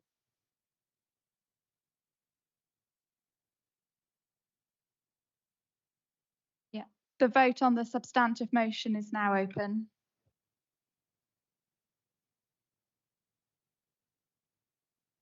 This is a substantive motion which has been amended.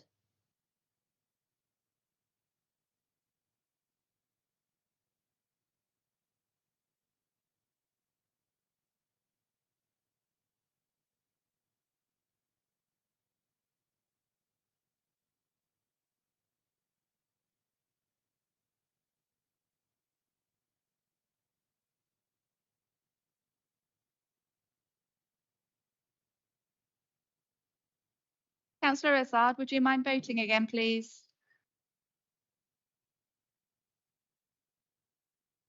Councillor Florette, can you vote, please?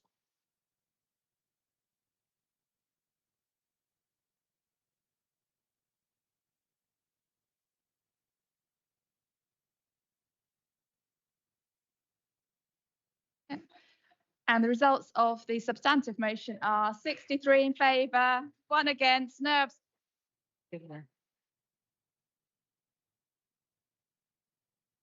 Anyone like a 5-minute break or to carry on? If you'd like to carry on, please show.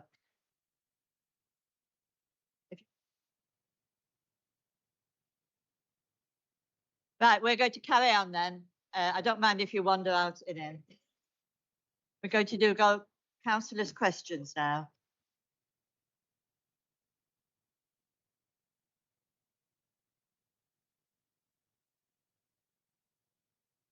You don't read out all the questions and written reply. Yeah, so I think. Right, item 15, councillors' questions. Can I suggest that we do not read out the questions? We've seen all the questions submitted.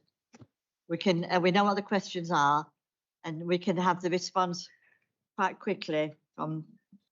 Are you happy to do that, Councillor Sumper? You're with the first question. Are you happy, or do you want to read it out? Right, Councillor Sumper.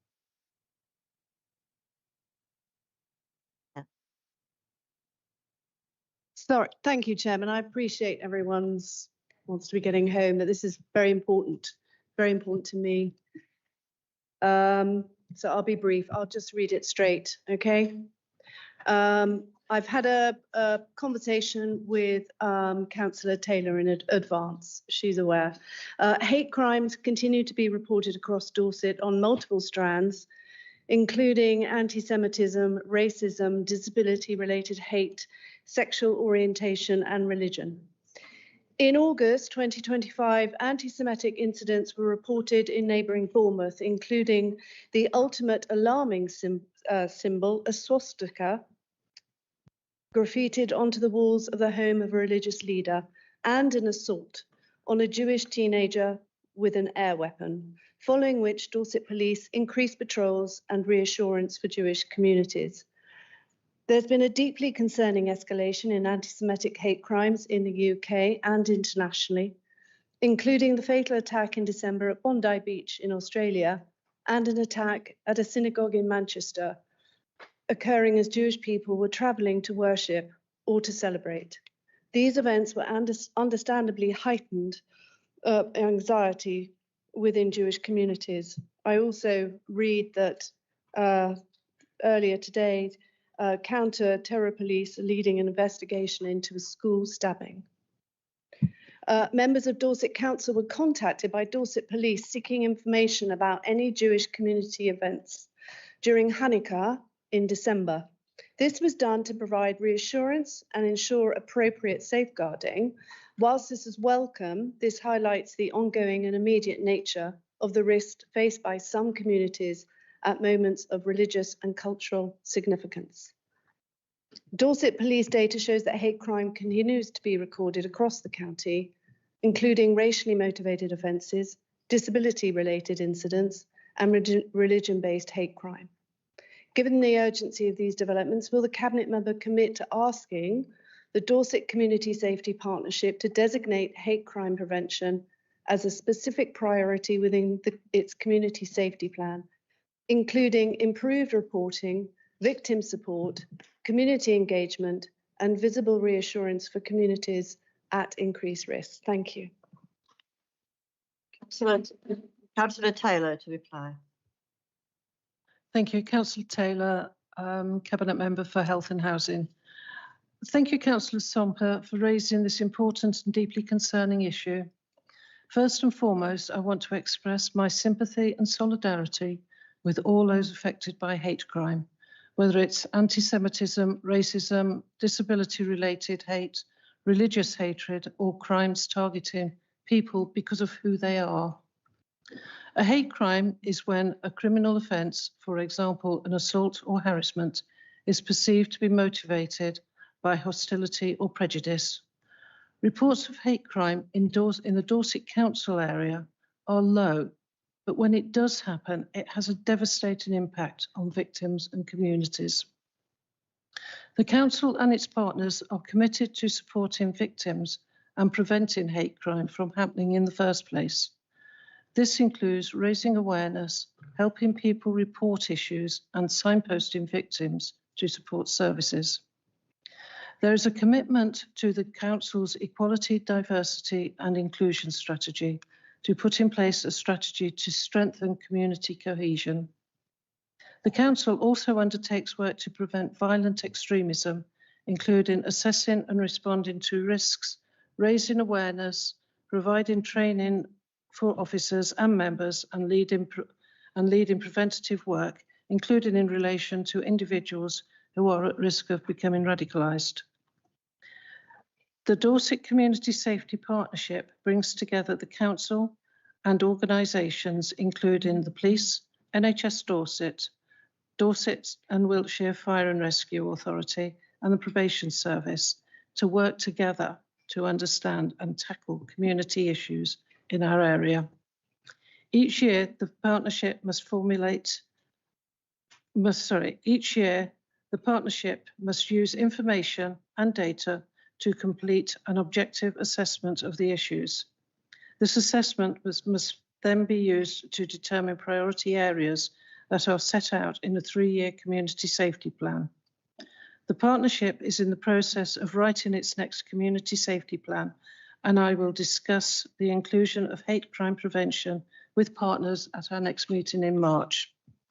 That is the answer this is the written answer, but I just wanted to add a little bit more, following on from an awful lot of chatter that's been on one of our WhatsApp groups over the weekend.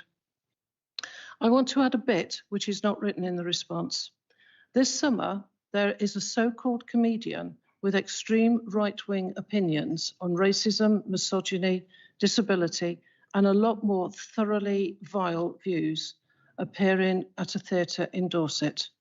I'm not going to give the name and I'm not going to mention the theatre as I don't want to give either airtime.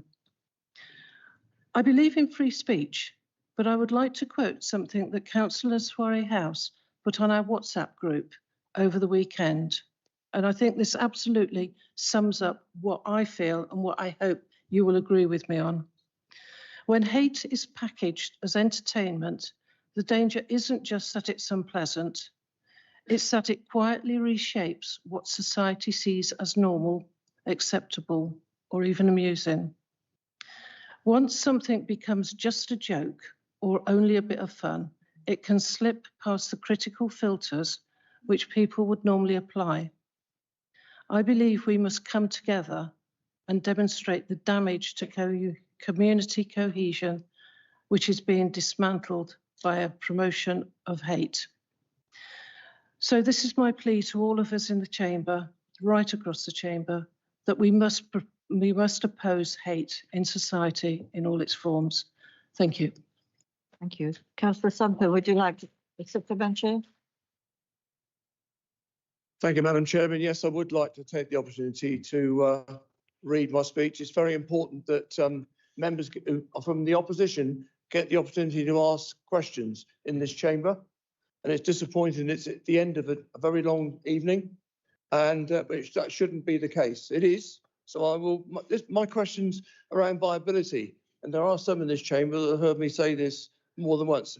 By the way, I'm from Verwood Ward, just for the benefit of the record. One of the key material considerations currently is scheme viability.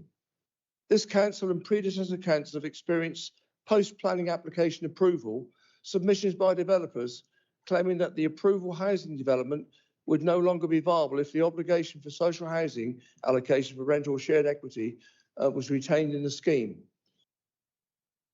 With the support of a spreadsheet, it's possible for developers to prove that the site is no longer viable. This results in the loss of much needed housing for local people, something I'm aware that has cross-party support in this chamber. The imposition of yet another non-negotiable levy of £400 per dwelling to cater for the New Forest Recreation Mitigation Strategy adds another cost burden. which could well further impact on the viability of schemes, which are within the designated zone, whilst bringing no direct benefit to the people of Dorset. Am I boring you, Mr. Councillor Ryan? Hope? Are you not going to listen to my question then? The flower, there are members from all over the chamber moving around, not just one side.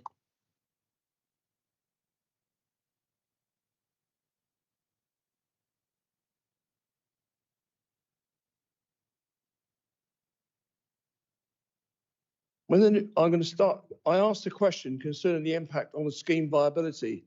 The response, but this was at the cabinet meeting in December. The response was that any financial impact will be discounted from the land value.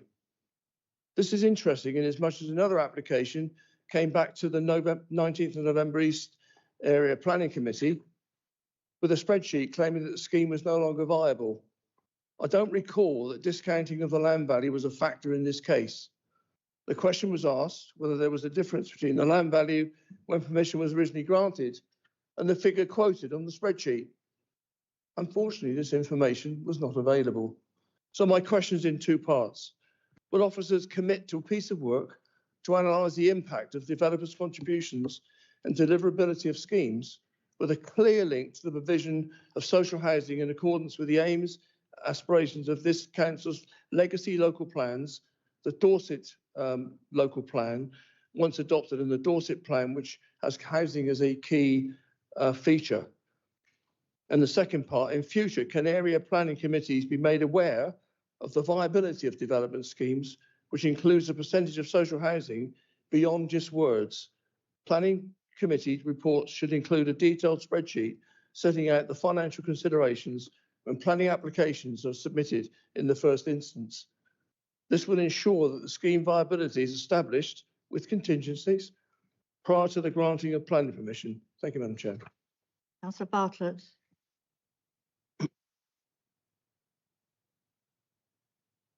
Thank you, Madam Chairman. And thank you, Councillor Flower, for your question. And I think you're well aware that we both have a shared frustration over viability, as do many in this chamber, and I suspect officers as well. So thank you for your question. I'm pleased to say that work on the development viability to support the new local plan has already been commissioned. The assessment will examine the combined impact of developer contributions and affordable housing requirements. The findings will help inform future policy choices and ensure that the policies in the new local plan are underpinned by robust and up-to-date evidence. And second part of your question, the national policy expects viability to be tested when plans are made, but it also allows developers to submit viability evidence at the decision stage if circumstances have changed. Because our current local plans predate significant cost pressures, such as wider economic shifts, inflation, nutrient neutrality, and biodiversity net gain, we cannot stop applicants from doing this. All viability assessments must follow national guidance and are independently reviewed at the applicant's cost, with the results published. While we support full transparency, national policy does not require detailed financial spreadsheets, so we cannot insist on them. However, committee reports already set out the key figures: development value, costs, profit levels, and the reasons for any departure from policy, so members have the information they need for a clear and robust decision making. Supplementary. Madam Chairman, well, thank you very much, Councillor Bartlett, for your response. I'm talking as much about the past as the future, and any application that comes forward now, if viability is a material planning consideration, members who are on a committee should be made aware of how viable that application is, because you run the risk, do you not? My question to you is, do you feel that we run a risk as an authority? And I'm talking about Dorset. I recognise there's national policy around this, but I'm dead keen on making sure that we deliver as much social housing for the young generation of this county in what we do going forward with our planning service. So that's my question. Councillor Bartlett. Thank you, Councillor Farrar. And I agree with you. we are in a position in this council authority that for years we've been in a position where we are not delivering the sort of housing that enables young families to stay here. We know that we're less than 10 years of a tipping point within the Dorset of more retirees in the county than the working age population.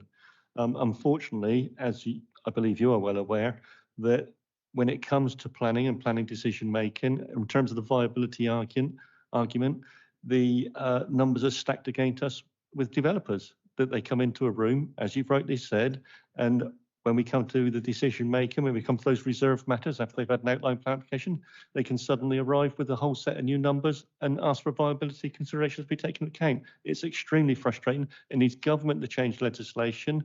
And I can promise you that the officers and myself and the planning committee is doing as much as they can to try and address those viability arguments, but it is stacked very much against us. Thank you. Councillor Flower, you have another question. Madam Chairman, thank you, and thank you for that response to my supplementary question, Councillor Bartlett. The next question I've got is about the Regs 19 draft plan preparation. I refer to a recent parliamentary question to the Planning Minister from a Dorset MP, which elicited what could be taken as an important clarification of national planning policy. The Minister confirmed that local authorities should, and I quote, make an assessment of the number of new homes that can be provided in their area, justified by evidence on land availability, constraints on development, such as natural landscapes, areas of risk of flooding, and other relevant matters. Local plans must be deliverable based on proportionate evidence and consistent with national policy, whilst taking the views of local people into account. Wonderful. If only that was true. At face value, this response could be seen as giving encouragement for Dorset Council to push back on the rather simplistic aim of meeting the imposed massively increased housing targets set by government. These arbitrary targets do not in any way relate to the needs and aspirations of the people of Dorset. The major constraints in the Dorset area must surely be flood risk, 400-metre habitat zones, greenbelt, national landscapes, which is clearly why certain sites must be excluded. As members in this chamber will be aware, there are huge community concerns regarding these matters, which surely have to be expressed in response to recent Regs 18 land allocations public consultation. So, given the Minister's response, my question is whether this was simply a requote of the NPPF, or is this cause for optimism? Does this council still need to take account of the critical part of the sentence in para 62 of the NPPF, which includes reference to the local housing needs assessment, quote, should be conducted using the standard methodology for calculating housing numbers? Can members in this chamber and the community of Dorset be reassured due weight will be applied and consideration given when taking into account local views and concerns during the sifting process regarding which sites can be included or excluded during the Dorset local plan preparation? Thank you very much, Madam Chairman. Thank you. Councillor Bartlett. Thank you, Madam Chairman. Thank you for your question, Councillor Flower. The local plan must follow the national planning policy framework, including the requirement in paragraph 62 of the national plan of the NPPF to use the standard method for assessing housing need. That remains the starting point. However, the NPPF also recognises that not all areas can meet that figure in full. And if Dorset cannot do so because of our significant constraints, such as flood risk, habitat protections, green belt and national landscapes, we must be able to demonstrate this clearly with robust evidence. We are now assessing all responses from the recent local plan consultation and carrying out further work on site options.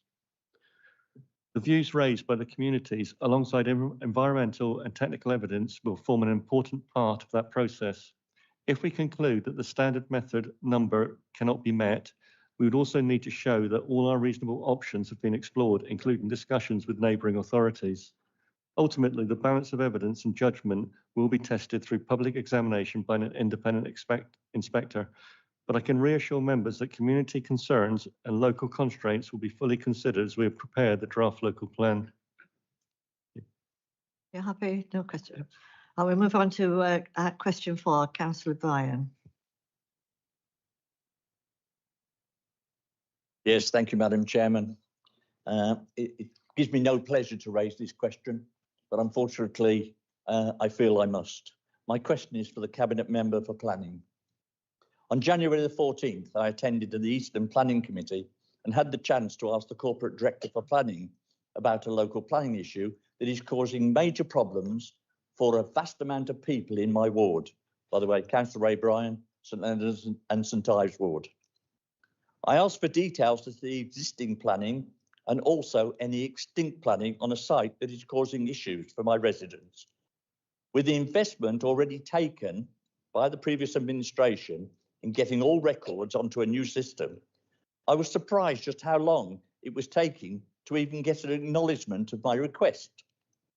As recently as Monday the 2nd of this month, I was told that I should receive an email with the planning permission details, both current and out of date, and if not received, then inform the writer as to the failure to deliver the details requested. That I did. My question is, what does the Cabinet Member feel is a reasonable time for an elected member to receive acknowledgement of their request for information? And also, how long does the Cabinet Member feel it is acceptable time to receive the information requested? Thank you. Councillor Bartlett. Thank you, Madam Chairman, and thank you, Councillor Bryan, for your question. I'm sorry to hear for the delay that you experienced. I understand the Corporate Director has apologised to you directly and the information has now been provided. I'm advised that the delay was due to a miscommunication when your request was passed to officers rather than a problem with the planning system itself. The site you referred to as a complex planning history, and officers are happy to discuss any specific points with you to ensure everything is fully understood.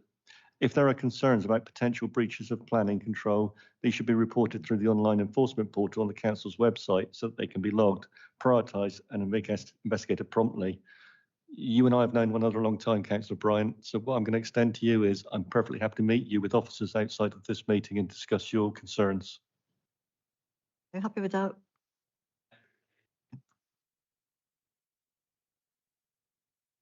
Members will be pleased to know that within 4 hours of this question hitting the public in the papers, I received a response. When I inquired of the officer why the delay in sending the response, I was surprised to be told that he had only been asked to reply that very morning. Does the Cabinet Member feel that that is acceptable? If you want to take it out, if you want to deal with that question outside, Councillor Bartlett, I'm happy for you to give me the answer outside. Councillor Bartlett. Thank you, Madam Chairman. Thank you, Councillor Bryan. As I said, I will have a meeting with you outside of this room with the officers and we'll explore the concerns that you've raised, if that's okay. Thank you. Thank you. Councillor Bryan, your next question. Thank you, Madam Chairman. Can I ask the Cabinet Member for Place, what plans do we have to deal with the drains and gullies that allow the excessive water we have experienced through the last few weeks to disperse? I requested information as to how much we spend on road sweeping and drain clearance. I received that information within 36 hours, so well done to the officer. My thanks. The information shows that we do not have a separate budget. It also shows that people who are employed to deal with the drains and road sweeping are transferred to waste collection teams due to the lack of drivers for the HGV waste collection vehicles. In my time as portfolio holder for highways, I asked for an edge-to-edge review to take place as to how we can keep roads and walkways clear of debris that block the drains and increase maintenance costs. The last few days, the weather has been absolutely exceptional, and to say the least, but unless we keep drains and roadside gullies clear, then flooding will always have to be dealt with. I always own up to mistakes, even if they're not mine. Under the previous Dorset County Council, pre-LGR, a decision was made to reduce the budget, and it's been mentioned tonight, which is why I'm raising this, on highways maintenance by about 183,000, and in reducing by reducing the amount of sweeping and drains clearance. The result was that the damage to the highway surface was said to cost an extra £1 million a year. This is caused by, it causes potholes and the tarmac to lift, which is what we need to deal with. Hence my request for a full review. Without the budget to clear drains and gullies, the situation will only get worse. In the 2026-27 budget, I do not see any money that is committed to clear the roads of the weeds and get the drains and gullies clear. To you, John, what is your plan? Councillor Andrews. Thank you very much for your question, Councillor Bryan. Keeping our roads clear of water is vitally important to maintain connectivity, support our communities and enable our economy to grow. Good drainage also helps our roads to last longer, reducing the amount of work we need to do fixing and replacing roads. In the budget that we put forward, we have increased the amount we will be spending on highway maintenance. This will further increase our resilience when we see exceptional storms like Chandra. The immediate response to the unprecedented conditions caused by the recent storms is ongoing. The stormwater has washed sand and gravel into our drains, and we're prioritizing the worst affected areas, starting with the main road network. Our own gully emptiers are already working hard on this, and we're increasing our resources by bringing in extra drainage crews from the local contractors. In the long term, we've already committed to increasing proactive drainage clearance program, and we are procuring an additional gully emptier to strengthen our resilience to climate change. Furthermore, I would like to thank you, Councillor Bryan, for the work helping to initiate the hedge-to-hedge route. Through this programme, we are introducing the better digital management of our highways and green space assets as we move to a new Simology system. An integrated asset management plan is being developed encompassing all hedge-to-hedge assets, and coordinating group has been set up to ensuring that the programmes of work covering birds cutting, litter clearing, street sweeping and road servicing are all interconnected. The supplementary. Yes, thank you, Madam Chairman, and thank you for the answer, John. It's no more than I would have expected in the answer, let me add. I've got a supplementary that is based very much on what's happened tonight. And it's aimed probably at Councillor Ireland and obviously our finance guru, because we've announced.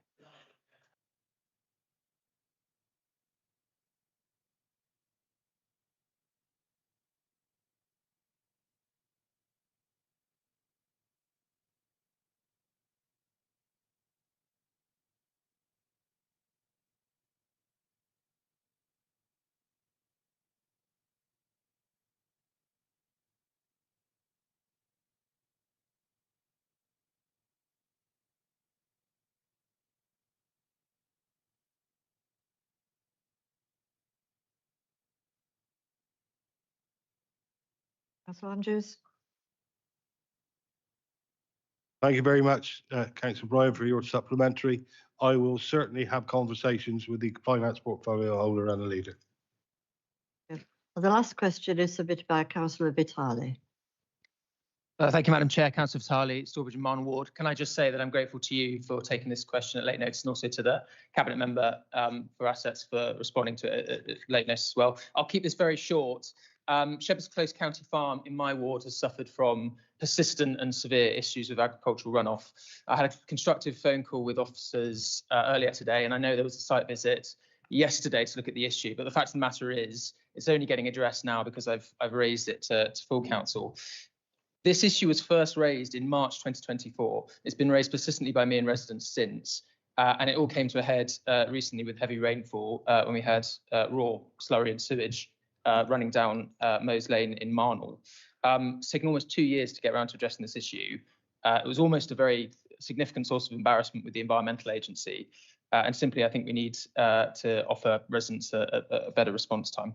May I ask the Cabinet Member for Property and Assets how Dorset Council proposes to tackle issues regarding runoff at Shepherd's Close County Farm? Can that include what immediate actions are being taken to reduce runoff? Secondly, the longer term efforts to support the tenant of the farm. May I ask him to explain why it's taken some 2 years to address these issues after they were raised, and also to explain why his department's communication with the ward member has been so poor for that period. Councillor Biggs. Councillor Bishop Biggs, Property and Assets and Economic Growth. So thank you for your question, Councillor Vitali. So Dorset Council recognises the ongoing issues at Shepherd's Close County Farm. and we are now taking firm steps to put things right. On the immediate problem of agricultural runoff, the necessary drainage and containment works have been commissioned. Contractors are due on site shortly, and the works are expected to take around 6 weeks. These measures are designed to stop pollutants leaving the farm and to protect neighbouring properties, as we all want. Looking longer term, the farm is being reviewed as part of a wider county farms estate programme, following the farms estate strategy approved by Cabinet in October 25. A full condition survey is informing this work, including what investment is needed in buildings, drainage and land management, and what further support we can provide to the tenants to ensure that the farm operates sustainably. You asked about delays. The team accepts that the length of time that it's taken has been too long, for which I apologise. Resourcing pressures and competing priorities contribute to this, but residents and members should not have to wait that long.